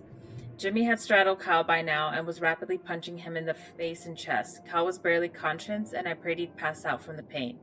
After a full minute of this, Jimmy stood up and rubbed his bloodied fists. Last chance, Landy. Fuck you. Kyle said through a wheezing, rattled breath of air. Jimmy spit on him and raised his foot as high as he could and brought it down on Kyle's face with so much force that I heard the skull break. I sagged in Killian Cleary's arms, and he dropped me into a puddle at his feet. That was so violent. Yeah. It ramps up pretty crazy. Whoa. Yeah. Jimmy bummed a cigarette off Cleary, and they stood next to Whitney's bed, watching me cry. Jesus, what a... Jesus, what a mess. After a few minutes, Cleary flicked a cigarette out and pulled out his phone. All right, Sam, take your friend. I couldn't have heard him right. Fuck that. Fuck that. That little Lanny kid shit. Fuck that. That little Lanny shit ain't leaving here. You want to clean this mess up, Prescott?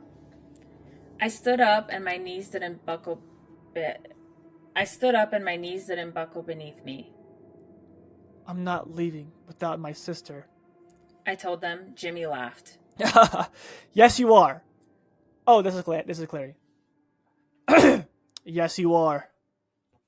If you want to save your friend's life, he ain't dead yet, Sam. But if you want to save your friend's life, he ain't dead yet, Sam. But he will be soon. He tossed his keys at me. The road off this mountain is back by the refinery. I let the keys bounce off of me and fall to the floor. Clearly swore at me. I knew he was right. I was a coward and I would leave my sister and all the others here just so I could get away and save Kyle's life. I picked up the keys and then without looking at the two men, I picked up Kyle by his shoulders and his head rolled back as if it was no longer attached to his spine. His face was a collage of pulp and blood and I struggled to stay calm and breathe as I dragged him out of the building. Cleary and Prescott watched me, taking drags off their cigarettes and saying nothing. I knew they were probably lying to me. Kyle would be dead by the time I got down the mountain, if he wasn't already. I opened the door to Cleary's old Ford and placed Kyle in the front seat, wincing as his head rolled around like a ball on a string. It took me almost an hour to get down the mountain, even though I took the overgrown road at ridiculous speeds and did everything I could. It took me almost an hour to get down the mountain, even though I took the overgrown road at ridiculous speeds and did everything I could to destroy the shocks on the truck. I sped into the hospital's emergency zone and found a medical team waiting inside the door. It was clear that they'd gotten a call to expect me because they already had a crash cart with them and an IV ready to push into Kyle's wrist. I left Cleary's truck where it was and spent the next 2 hours in the waiting room, calling my dad over and over again and crying over an Architectural Digest magazine. No one came to take a statement from me or ask me any questions. Kyle's mom arrived just before my dad did and started screaming at me as soon as she saw me. My dad walked in behind her and had a deputy restrain her. He drove me home in silence, but I couldn't take it for long.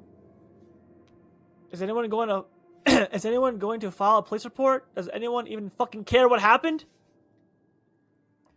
Sam. He didn't turn to look at me. I'm doing my best to do damage control on the situation, but if Kyle dies or this parent I'm doing my best to do I'm doing my best to do damage control on the situation. But if Kyle dies or his parents sue, there's nothing I can do to keep you out of court. You think I did this? I screamed at him. We're not going to tell your mother, all right? She has enough to worry about. Dad, Kimber, was fucking Prescott and Sheriff Clary. Yeah, you arrived at the hospital in Killian's truck. You already talked to them both. I was so frustrated and full of rage that my next words came out a jumbled, stuttering mess that ended in a helpless scream. We pulled into our driveway and my dad turned off the car and finally turned to look at me as I struggled to catch my breath. Samuel, we will never speak of this again. Do you understand? Are you fucking kidding me, Dad? Cal might fucking die. I saw Kimber. Enough! If you want this to go away, you'll keep your mouth shut about it. Make no statements to anyone, and I'll hire the best lawyer I can afford to clean up your mess. I don't know why you beat your best friend almost to death, and I frankly don't want to know. Fuck you. I screamed at him and threw open the door to the cruiser. I ran then, away from him and the house and my broken life. He didn't come after me, not that day or any other. Okay.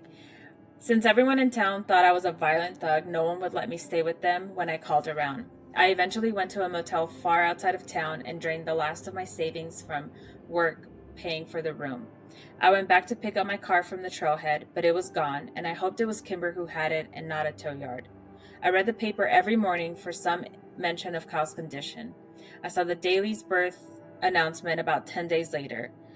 They had just had a son that they named William. The whirling, twirling, shiny gentleman lit up the valley with its stench and song of death that night. It was the last time I ever heard it. Okay. So, do you want to talk about that? I want to know what that is. Why was that the last time? How Okay, is it? so if you were paying attention back when they were talking about Whitney and her almost giving birth, right? She's about to have the baby. Right. And then he said that she's been birthing shit babies, Right. right? And that she was going to meet the shiny gentleman after that. Now, recapping that, the Mira just had a baby boy, and then the screeching was all that was heard that night. So the baby was born. Was the baby Whitney's? Yes. Okay. So Mira was so upset because she couldn't have babies. Right. Mira then told Owen that let's do it, meaning she was going to get a baby from the factory, from the stables, basically. And that's why she was so torn up about it. Then she was happy because she got the baby. She was expecting the baby in a week, got the baby. Then the Borrasca was heard that night, meaning after she gave birth, they fed her through the Borrasca, the shiny gentleman, which is mining equipment that basically grinds up coal and stuff. They killed Whitney. Yes.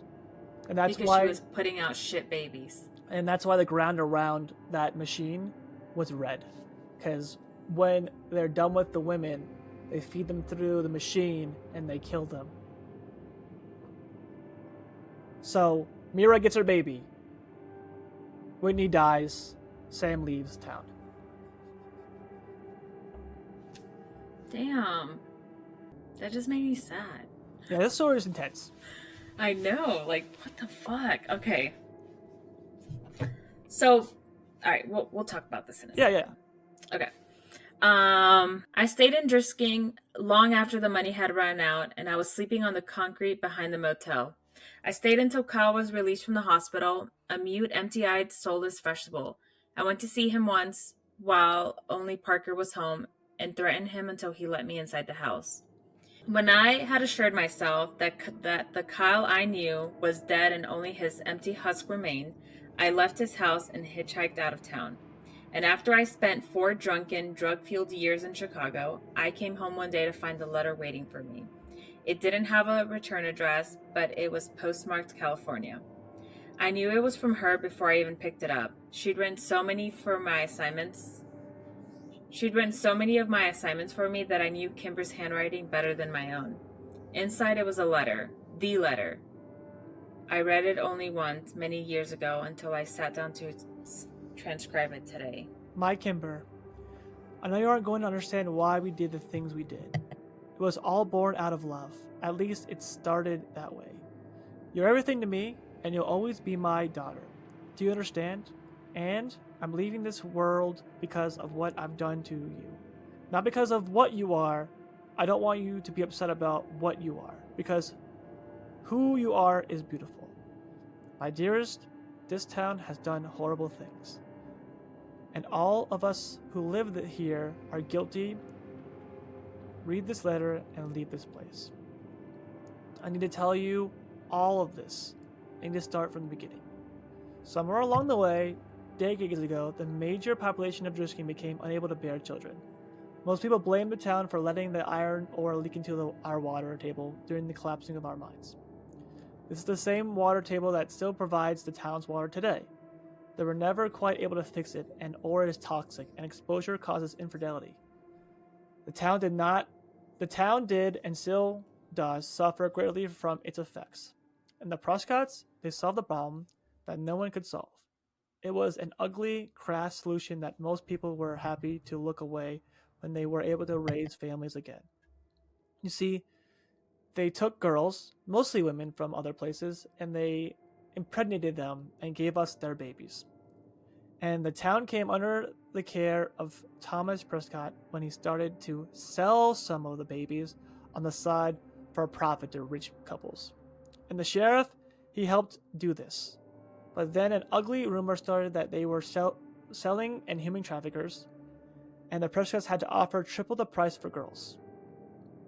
And in town began to murmur, but we once again turned the other cheek, and the city was suddenly flooded with money because of how well the traffickers paid. People had well-paying jobs again and were proud to call risking home. So we said nothing, and those that did were taken to the mountain. Because that is where they do it. There is a place on the mountain where the women are taken.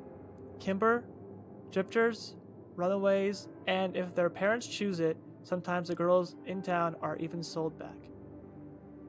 They arrange to sell the girls and they meet them at a tree halfway between our town and their baby mill.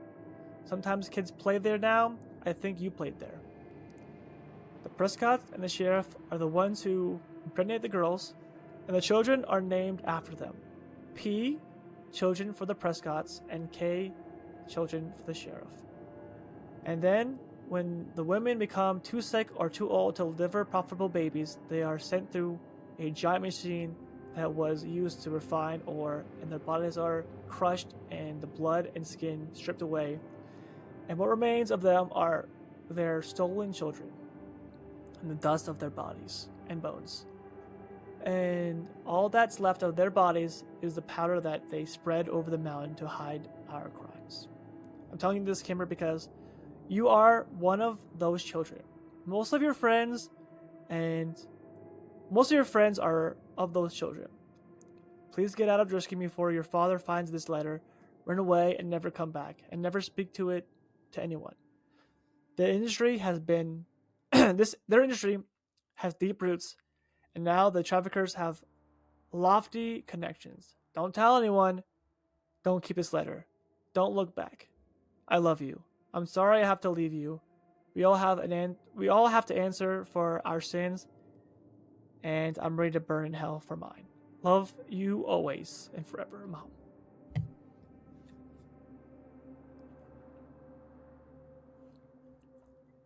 And that's the end silence. of Borrasca. Is that why she hated Kyle? Is Kyle technically her half brother? I think Kyle is related to her. I think so too. Yeah, so that's what I wrote down in my book. Because Kyle is K and Kimber's K. Yeah. Right. So I think that Kyle and I think they're brother and sister. Yeah. Like half siblings. So I think that's why that the dad and the mom didn't want him dating her, because they're technically related. Yeah. And Sam isn't from the town, right? So he's not related to any of them. All of a sudden, Sam's dad gets sheriff, and the daughter goes missing. Yeah. So I think, and it's never said, and maybe it's in the other path of Borrasca, but I think that the dad sold his daughter. Yeah. To get sheriff. Yeah. And then Sheriff Clary retired and just focused on the other business that he's involved in. And that's why his dad's so mad.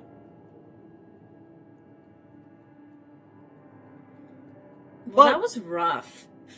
At least it's kind of a happy ending, right? Kimber gets a skate, but not very happy because all those other girls are trapped there. And Whitney's dead. Yeah. And he heard when she died. Mm-hmm. And then he becomes a drug addict, right? Says that. And that kind of revolves around in the next parts. I have not read the next parts, so I have no idea what it's about. But I do know that it has a lot to do with like depression and him doing a lot of drugs, and I think there might be a wrap up of everything that happened. But yeah, the story's intense.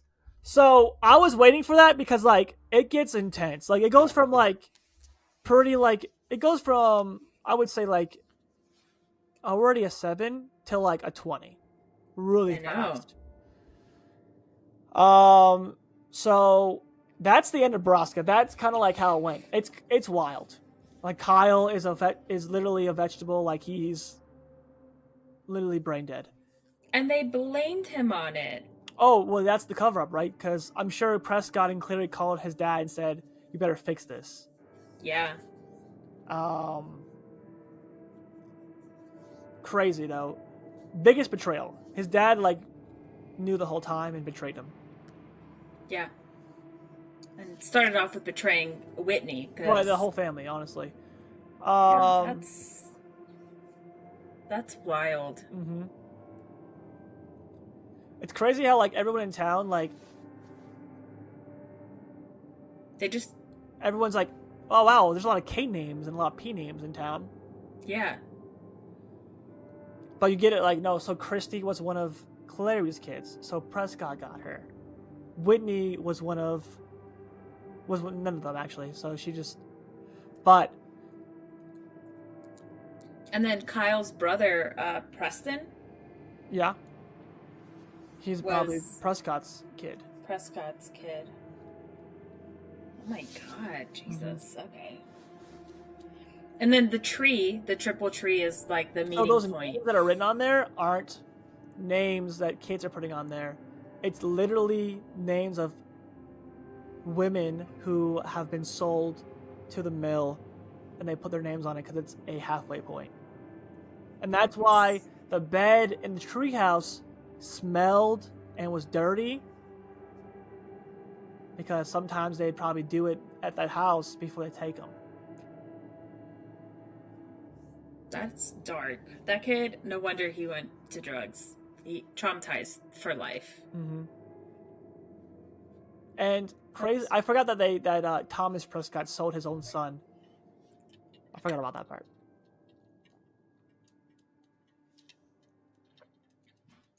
Jimmy? No, Thomas is the dad.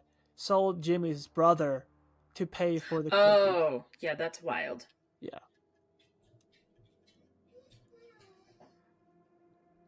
Wow, what It's pretty rough. It's hard to read. It's hard to read like past especially the notes hard to read.